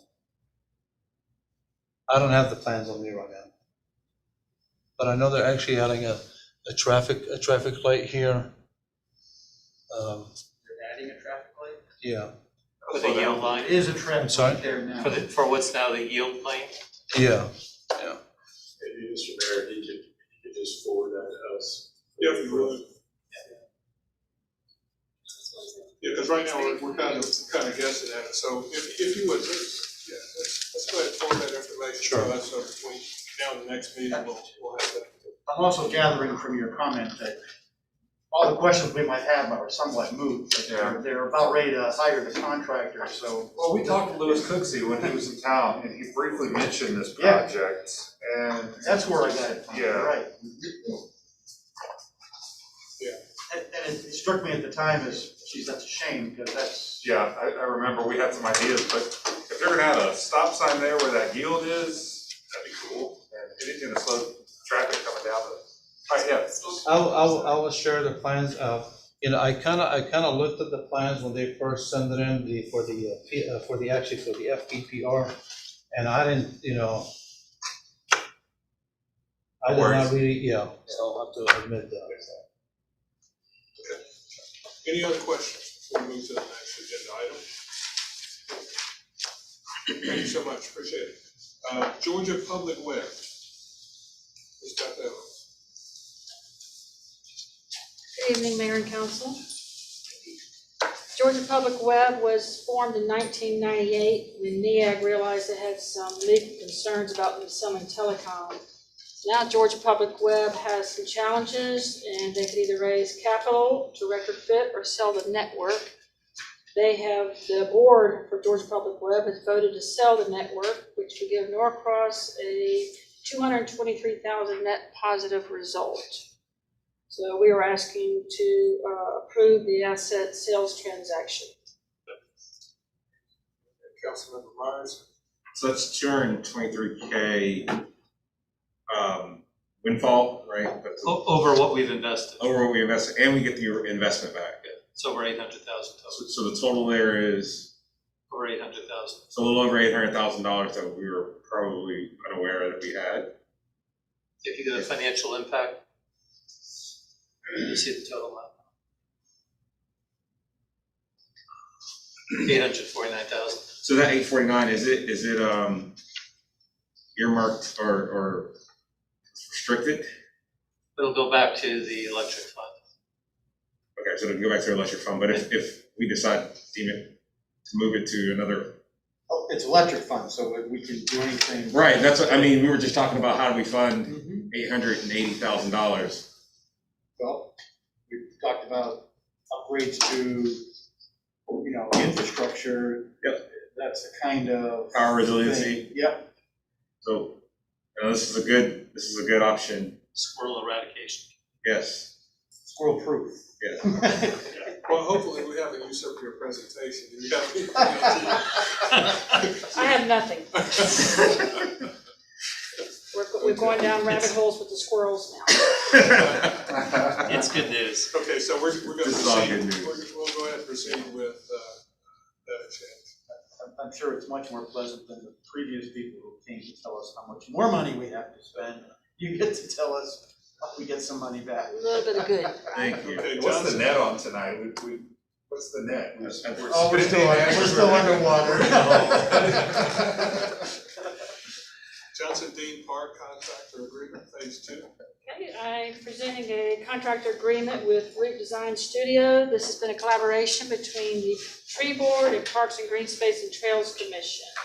So once this is approved for $16,670,000, then they will start the design and the CDs, and that's about a 3.5-month process.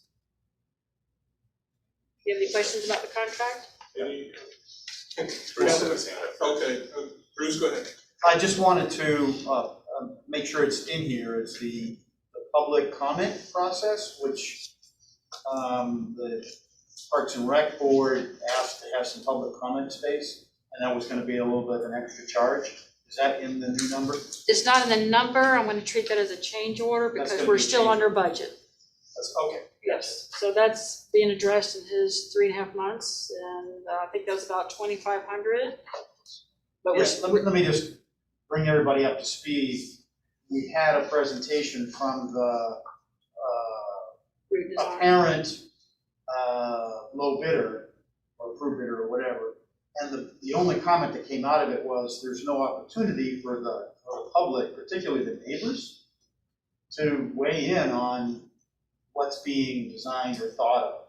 So we added that, or requested that to be added back in. And I think it makes perfect sense. We don't really want to be doing a park project without bringing the residents in on some part of the conversation so that they have an opportunity to express their opinions. Well, the 16,000 matched the bid, and I did not want to convolute that. So we're still under budget, so I can treat that input meeting as a change order. As a change order. Gotcha. Councilmember Barron, you had a question. When we first talked about going out to do this, we talked about sort of doing an a la carte type thing where as the project went along, we could say, you know what, this particular element we're gonna pull out. We're still gonna have that ability after this, after we go forward with this, right? Yes, we can extrapolate different components. Okay. Pull up the pavilion, we can pull up different pieces of it. He's aware of that, and we've met with him. Any other questions? I don't know, I think it could be an iterative process here. I'd like council to see what the options are before we do a public forum, just so we're aware of them, and then afterwards, after the public forum, we gain input, it'd be good for us then to select what we take into account, just as a point of flow of information. Okay, so I'm clear, you want to see his initial design before we do a public input meeting? Yeah, Okay. for sure, yeah.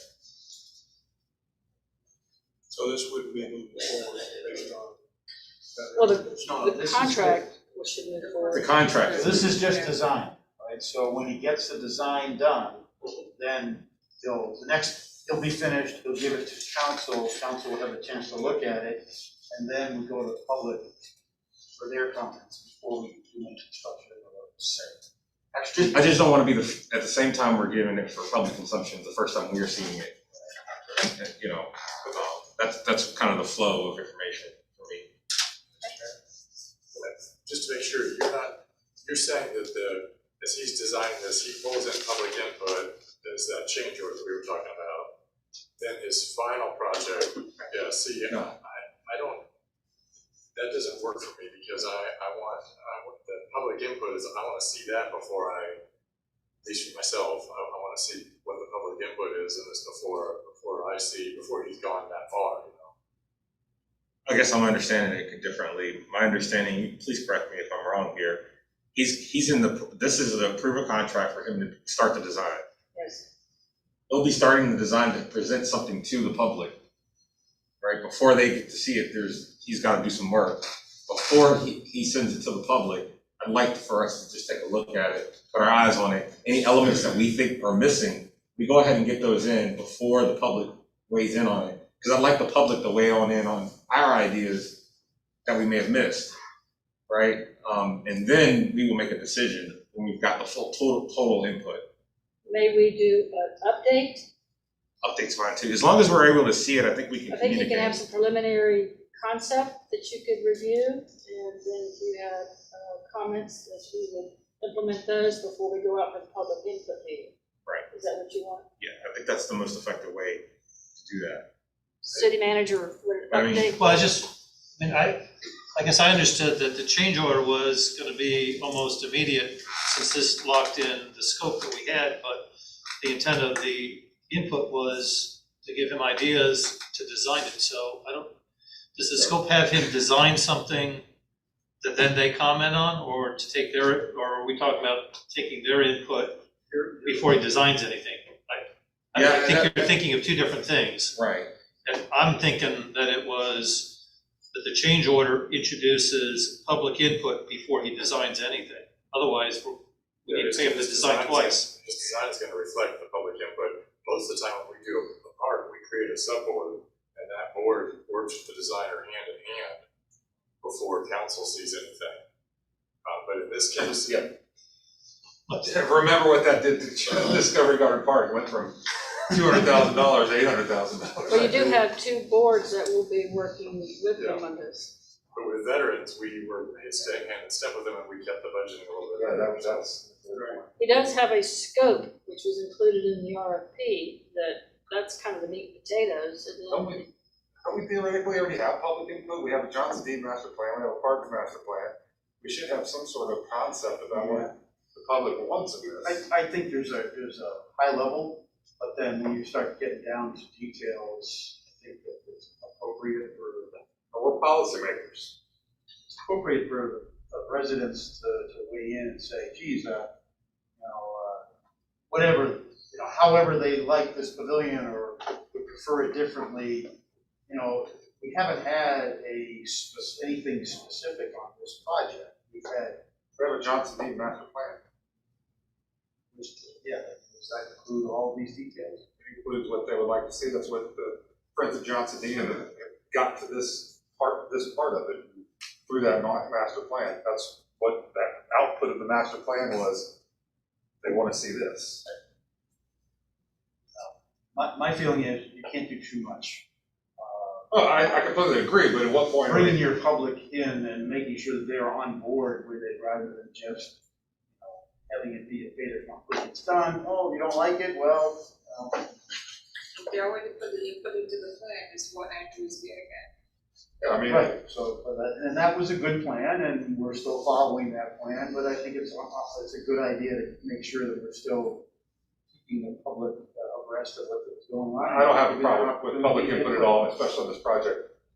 I guess it kind of gets to, I think we're policymakers, so I really think we need to take a step back and when do we want this public input? Like Matt said, let's get some designs and let them at least guide the public on where they want to end up. Or is it like Josh said, and let the public tell us and then they kind of guide us? I don't know. How have we done it in the past? Both. Yes, I don't know which way to do it. My understanding was we had already talked about some scope of what we were gonna ask, and I assumed that scope was gonna drive a design, and then before we kind of pitched it to the public, we were able to say, yeah, that met the intent of what we see in the Johnson Dean Park, or that, we didn't think about this, now let's do this, and then this is the product. And so what Josh is saying is something different than what I'm thinking. So I don't know which way it is. It's however we write the change order, but I think what's important for Mary Beth is to know which scenario you'd like us to pursue. Do we write the change order that says, start the scope, then take the public input, but you get to see it before the public input is made, versus we do the change order and at the front end of the process to get public input before he starts to develop the design? Yeah, Tell us what you want, because we haven't written the change order, so the more work he does and the more it may change based on public input, probably the more expensive that change order is, but so we're only talking about $16,000 I think what project. we need to do here, I mean, it's not a lot, but we have our Parks Master Plan, we have our Johnson Dean Master Plan. I think giving us some concepts to make sure that we feel that they are in line with these master plans, and then go and get some final approval from the citizens is what I think is probably the best idea. That was kind of the gist of what we had, I think, at the last meeting, we had both boards. Can I read one thing that he provided? So he's got a pre-design, which is your kickoff, your survey, that's for him. Then he goes into the boundary and topo survey, then he goes into the schematic design. And from there, he's got alternative concepts and budget, client review meeting number 1, client review meeting number 2, public input meeting number 2. So, I mean, he has the scope of work. I guess I'm not clear now your direction, because he does have the scope of work. So actually, we don't need a change order, it sounds like. Well, no, that includes the change order. that was his change order. He built that in. The change He order, built it into it. the change order adds all these additional reviews in there We're awarding what he proposed competitively, and then we're gonna do a change order. later. Yes. Got it. So I of course will do whatever you would like. I could have him come and do an update for you. He was supposed to be here tonight, and he had another emergency. Well, it sounds like the change order adds those processes in. And the scope is enough. He The has a scope scope of explains work it, that was right. in the bid documents. I mean, that's what he has. After the Parks and Green Space, the Trails Commission met, and the Tree Board, they suggested a public input meeting because of the impact of the neighbors on Barton Street. So allow them to weigh in. Yeah, I was gonna say the scope, I agree with The scope is fine. The scope is fine, let's just, and based on the change order, we get all the reviews we want. And I don't have a preference on before or after, to be honest with you, I just wanna make sure we're able to see it at some point. But then if he does a public input meeting and comes back with a preliminary design, nothing's been approved, would you like to see that? Would that work? Yeah, I mean, I don't need a presentation, it's just looking at it, unless it's, Well, you could attend the public input. I shall. Okay, I'm saying, would that suffice, or do you want me to bring it back to mayor and council? No, just send it in the email and say, hey, here's the updates. Yep. Y'all make this thing so. Let me ask a question though, has the bid been awarded? Yes, Has- if you approve this January 3rd. Are we changing the scope of the original bid in any way? Well, the change order does, right? Well, change order.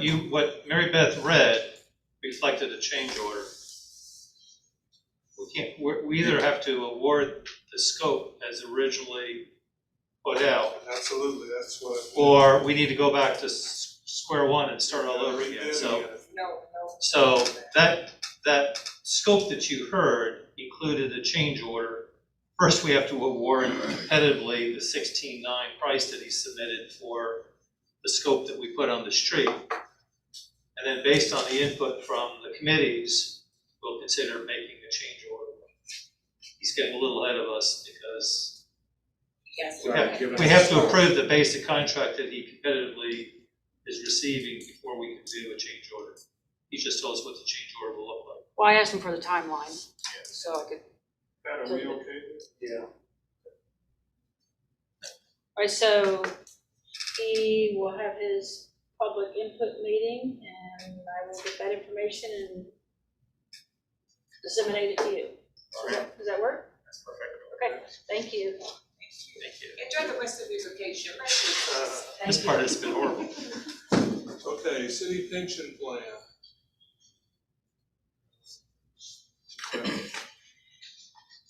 Okay, I asked for this to be on here.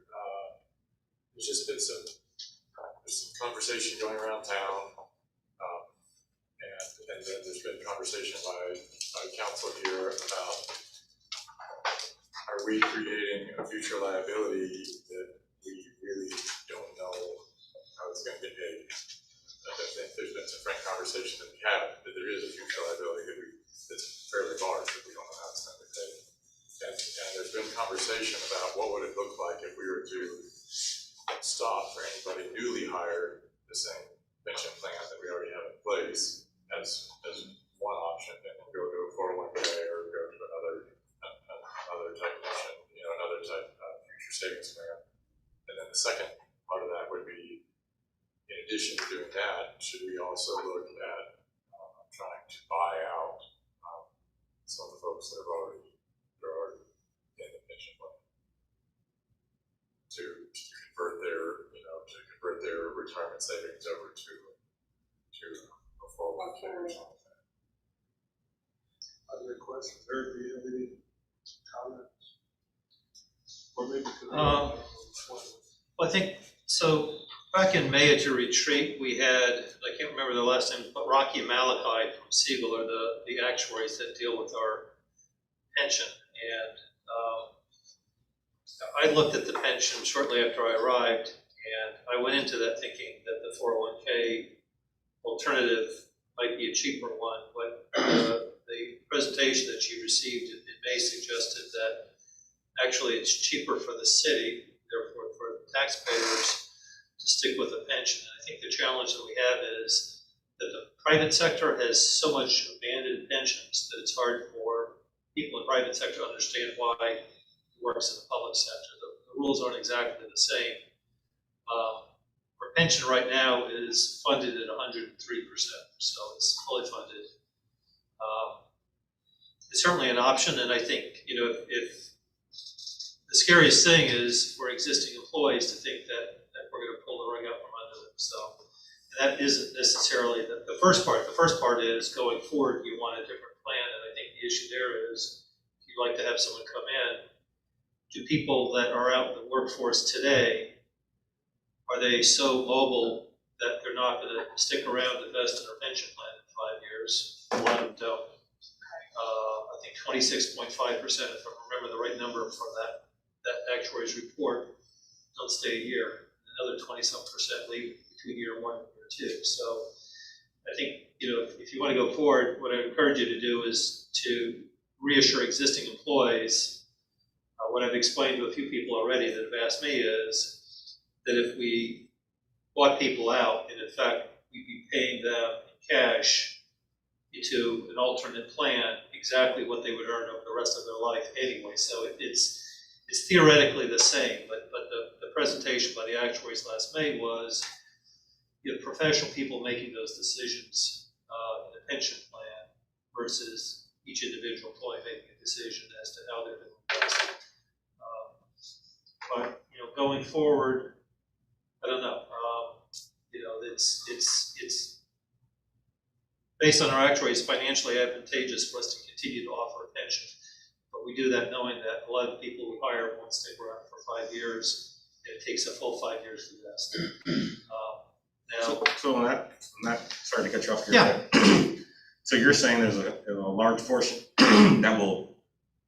they'll be obligated in the beginning to have it, but if they don't invest in it, then essentially their money is going into the their money kitty. stays in the plan, and it helps subsidize what we have to put in the future for those that do vest and do continue. So that keeps our costs down. The actuaries have suggested that over time, our contribution rate will go down every single year, although this year popped up a little bit.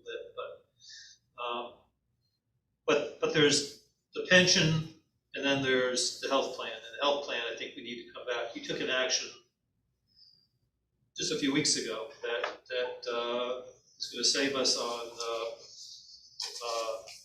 prescriptions by going to a different provider.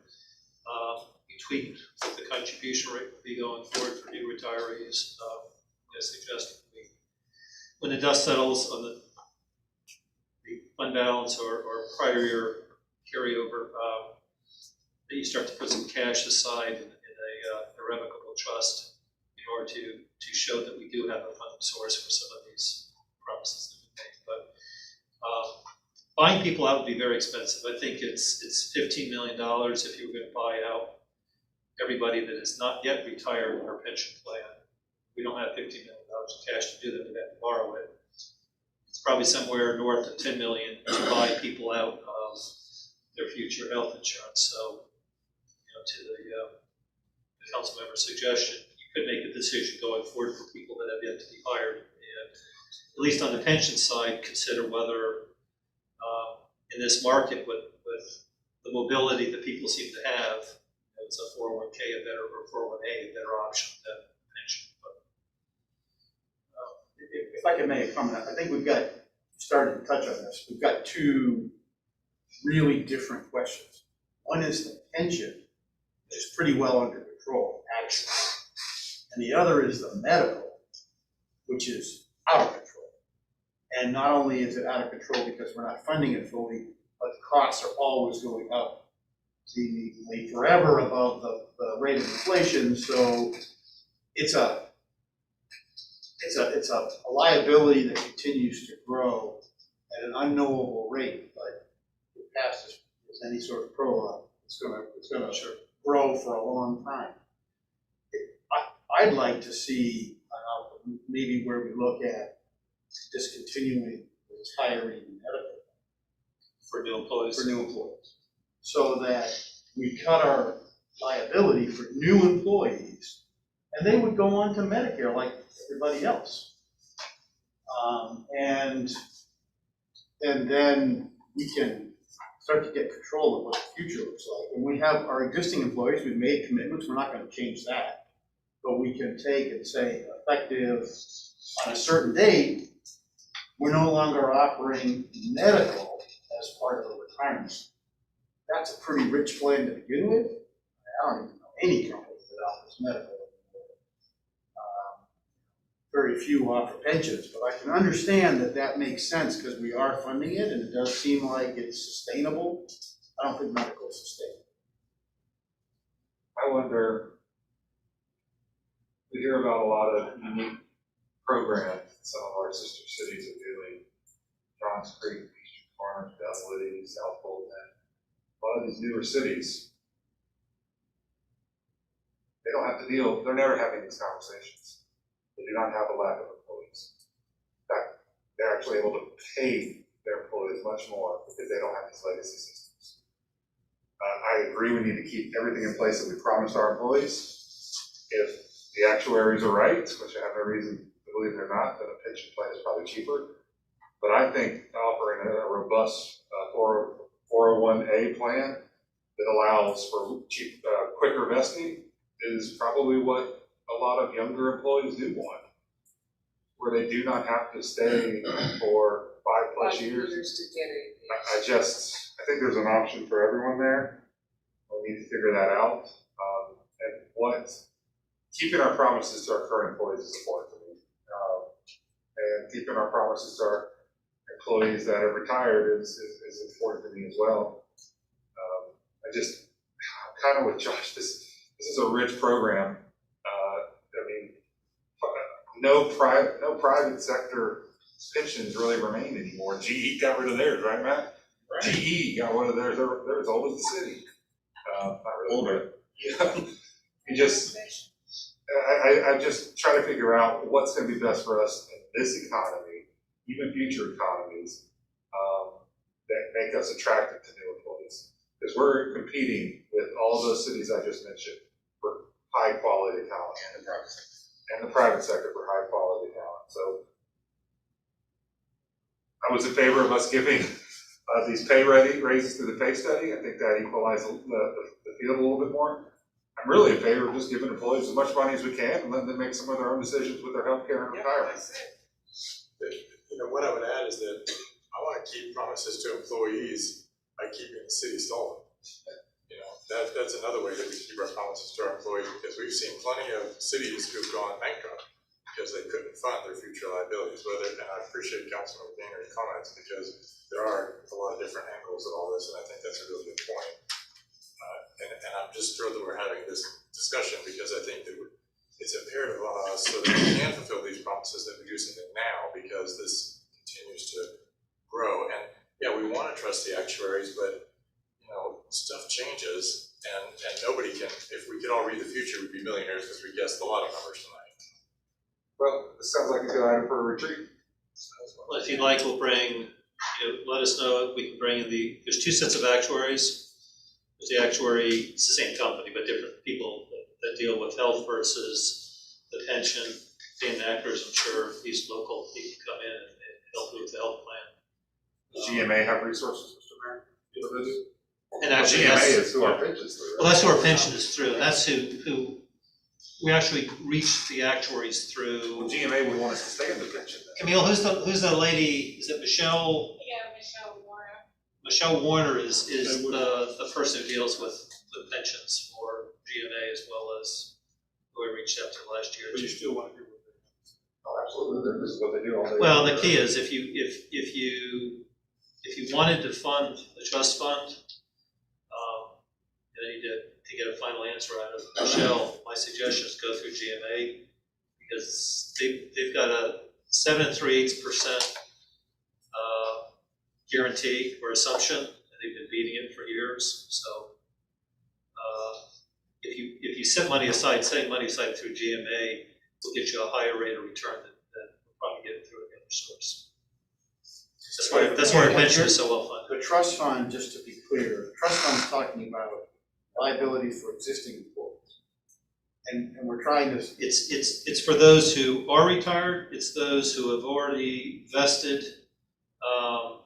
Well, for healthcare, you can't leave I'm looking at Camille, you can't leave the city and come back to get that retiree health benefit. You have to have continuous service, retired. But we have people that are vested that work for the. So we're no longer offering retiree health benefit? We are. Oh, okay. The person left and came back. Yeah, you can leave and come back on her pension. You can't leave and come and retire working for the city of Doraville and decide upon retirement to come back on our health plan. Oh, I see what you're saying. But you could leave. We have police officers that have left the city, gone to work someplace else, and then when they reach 55 and 20 years, they can come back onto our pension and be part of our pension. So two different things between health and. Right, my point was that what we're kind of putting on the floor here is drawing a line in the sand and saying, from some date on, we're not going to have those plans anymore. Everything we've committed to, we're gonna happily live up to, but we don't continue to dig the whole deep. That's good for you. I would just say, I would just ask my fellow council members, why do we have to wait till the retreat to decide to stop retiree health benefits for anybody? Since I suggested that, I'll try to answer it. If you don't mind. Sure. Okay. Let's say that we're hiring someone December 31st. We bring them at $50,000. We hire someone on January 1st, and do what you suggested. We bring them in at $50,000. Person A has a much better compensation package than person B. We need time to levelize that out. We need time to say, we don't want person A going around saying, I got this rich benefit, I've got 1 day better than you. And then person B, I mean, there would have to be some levelization of total compensation package, which is, let's call it on a $50,000 employee, it's $85,000. Well, how do we make that work so that we're compensating our employees in a fair method? I would just say that, You don't think that's worthwhile discussion? No, worthwhile, yes, but I would disagree that there's a need to make things level. what I would say is that very few of the people that we hire are going to stay at the city long enough to realize that health benefit. Not that many people are going to stay long enough at the city to be continuously employed here to realize that health benefit. So I think that there's very few people that are evaluating jobs right now that are considering that a value to coming to work for company A versus city B or whatever. You know, it's just we're weaving in a lot. Right, Yeah. And some of the speculation too. But, Councilmember. So I think we've got a salary study that we approved, and part of that salary study, I'm gonna ask Eric or Camille, does it talk about total compensation and benefits, or does it just talk about pay? In terms of, we set ranges for all these employees. So is it only pay, or are we looking at total comp? And does the model that we also approved allow that variable of benefit to be added to it to understand what total cost for an employee is? As we go from employee A to employee B, and I'm calling employee B being after the line is drawn, employee A is before the line is drawn.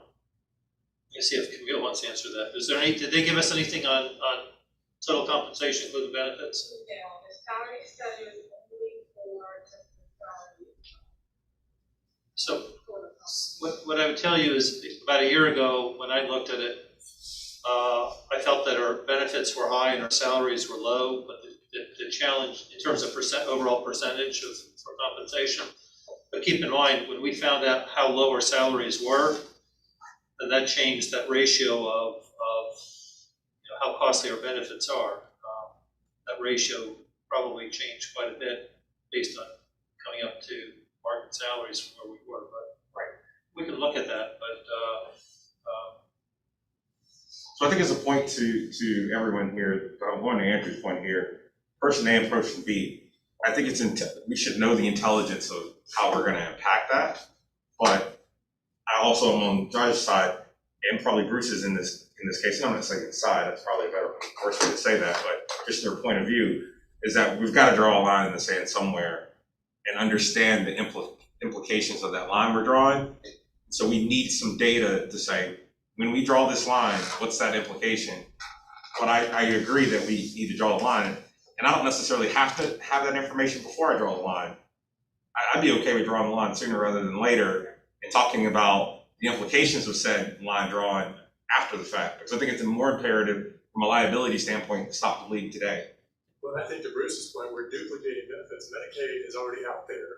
And so it's just not smart on our part to be duplicating. what we're doing is we're buying a Medicaid supplement, and it's an expensive one. I'll just, my final note will be, and I hate to talk for Mary Beth, but I've never heard Mary Beth or Bill come to me and say, my employees want better pension plans, or my employees want healthcare. Every time that they come to me, they say, my employees want more money. Would you say that's true, Mary Beth? You told me that one of your employees' grandkids is making as much as one of his coworkers working at Publix.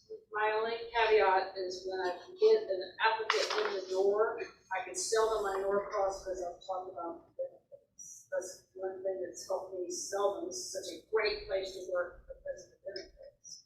But now we do have the higher salaries, so that helps. How do you get in the door? I almost had on Beaufort Highway. Well, you had to sign. She had to sign on Lively hiring. Are you waiving pension and retiree healthcare costs? Are you waiving $15 minimum starting pay? Great place to work. I agree. Let me just suggest the most important thing that I think that the six of you can do is to provide reassurance to existing employees, because I have heard, Bill and I talked quite at length the other day, and then I think we've all said this on this recorded line. This goes back to communication. If we can just have a solid communication stating that in writing, it's fine. I just don't like, he said this, she said this, running through it. I don't like communication. I think we made a. Let me throw this question, since you're a manager and a director, what percentage of your employees do you think are gonna stick around past 5 years? 5, 10%, 50%? I have a great record in my department. I have 25-year employee, a 30-year employee, 33-year employee, I'm 22. Once I get them in the door, I don't think they leave. Yeah. I mean, I've had a couple leave that had CDLs, and so they went and made more money, but now we've changed that. Getting them in the door, I don't think they leave. So it's not really a mass exit, it's people coming in working 2 years and leaving from your department. No. But to me, that further solidifies the point that we need to draw a line in the sand. Just say, and this one. Because they do last for 5 years in that department. So from an investment standpoint, they are getting investment, but that's not what we're talking about here. We're talking about the healthcare piece. They're gonna be here. Maybe they are gonna be here 25, 30 years, hopefully. They are, when an employee comes in here, they wanna be here that long. I think that's great. It's not been, the next generation of employees aren't doing that on a percentage. So we are probably batting better than the rest of the country on average, but that needle's moving towards people who are saying less than 5 years for a place, and definitely aren't doing 30-year, 40-year stints in the same exact company to be able to qualify for these benefits. So I think we draw a line in the sand, it doesn't do a whole lot of damage to. Bill is why she just responded 20% in his organization who expect to stay. So they fall under the part where we said we're going to take care of our current employees. Yes. So they're fine. Yep. What we're trying to get to is, when do we put the X in the sand?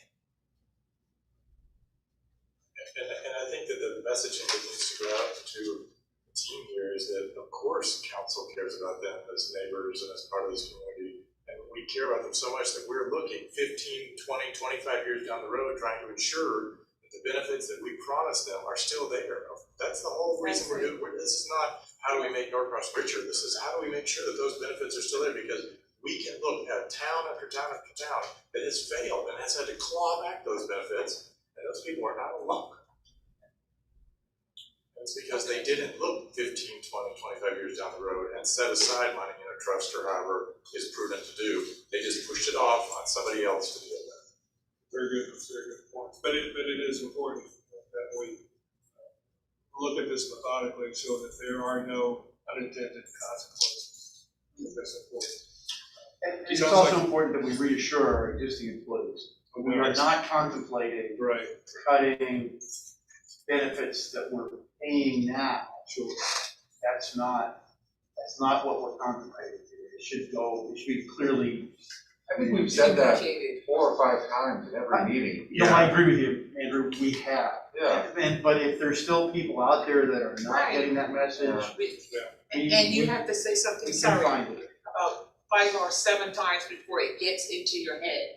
So we We have just a need lot a of solid employees too. communication. All the employees aren't hearing the same thing all the time. Right. Yeah, let's make So sure again, it's coming from us, we go to HR, HR goes to the department heads, and the department heads roll it down to the employees. Boom. how do we do that without a vote on something? How do we reassure? I mean, we can never, I mean, this council could change our mind in 2 weeks, right? Sure. So how do we reassure people that?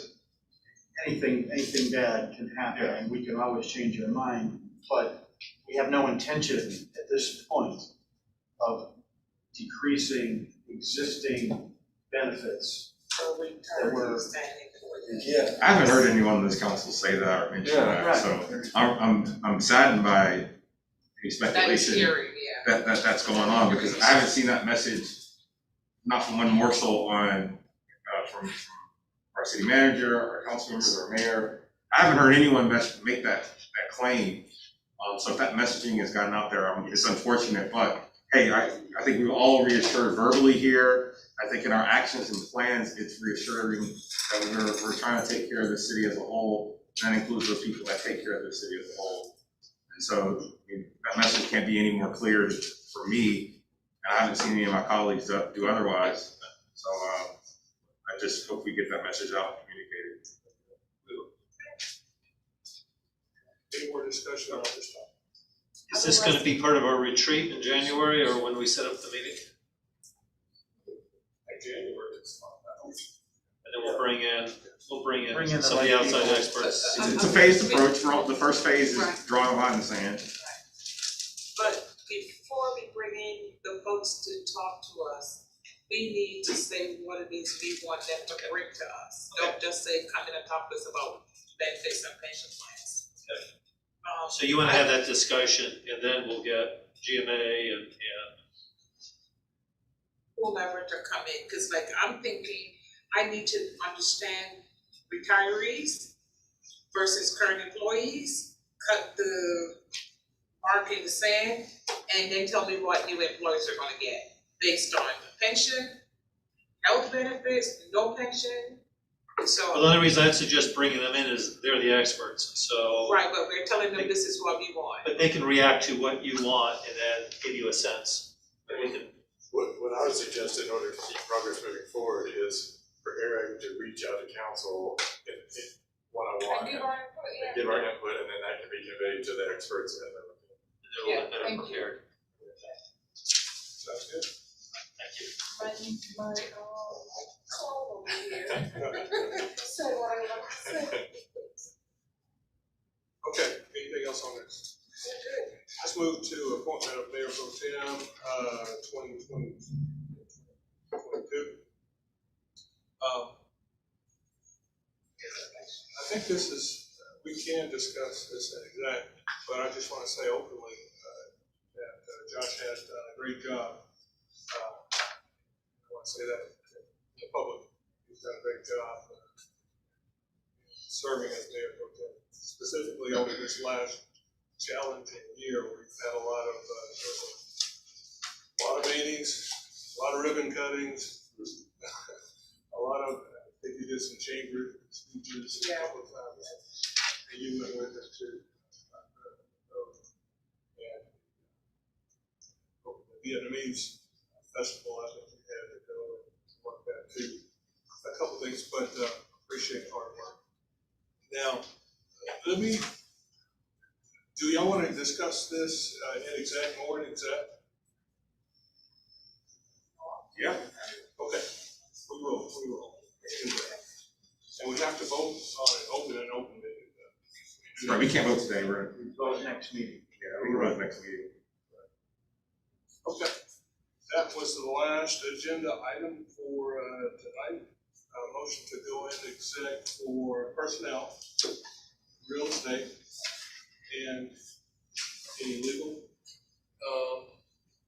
We won the summary judgment against us. Yay. That's all we need to know. Okay. All right. Chairman, entertain a motion this time. So moved, Mayor. It's been motioned by who? So moved. Motion from Councilmember Meyer, second by Councilmember Beckles. Merry Christmas, everybody. I'll see y'all in the new year. Any objection? All in favor, let it be known by raising your right hand. Say aye. Have fun down there. Thank you. Let's take a bit of a break. Hey, look, Fortunately, at least all my powers to get this seat. I ran out of Wall Street. We're even. We're even. But no one would know that. Yeah, it's gonna be good. It's gonna be good.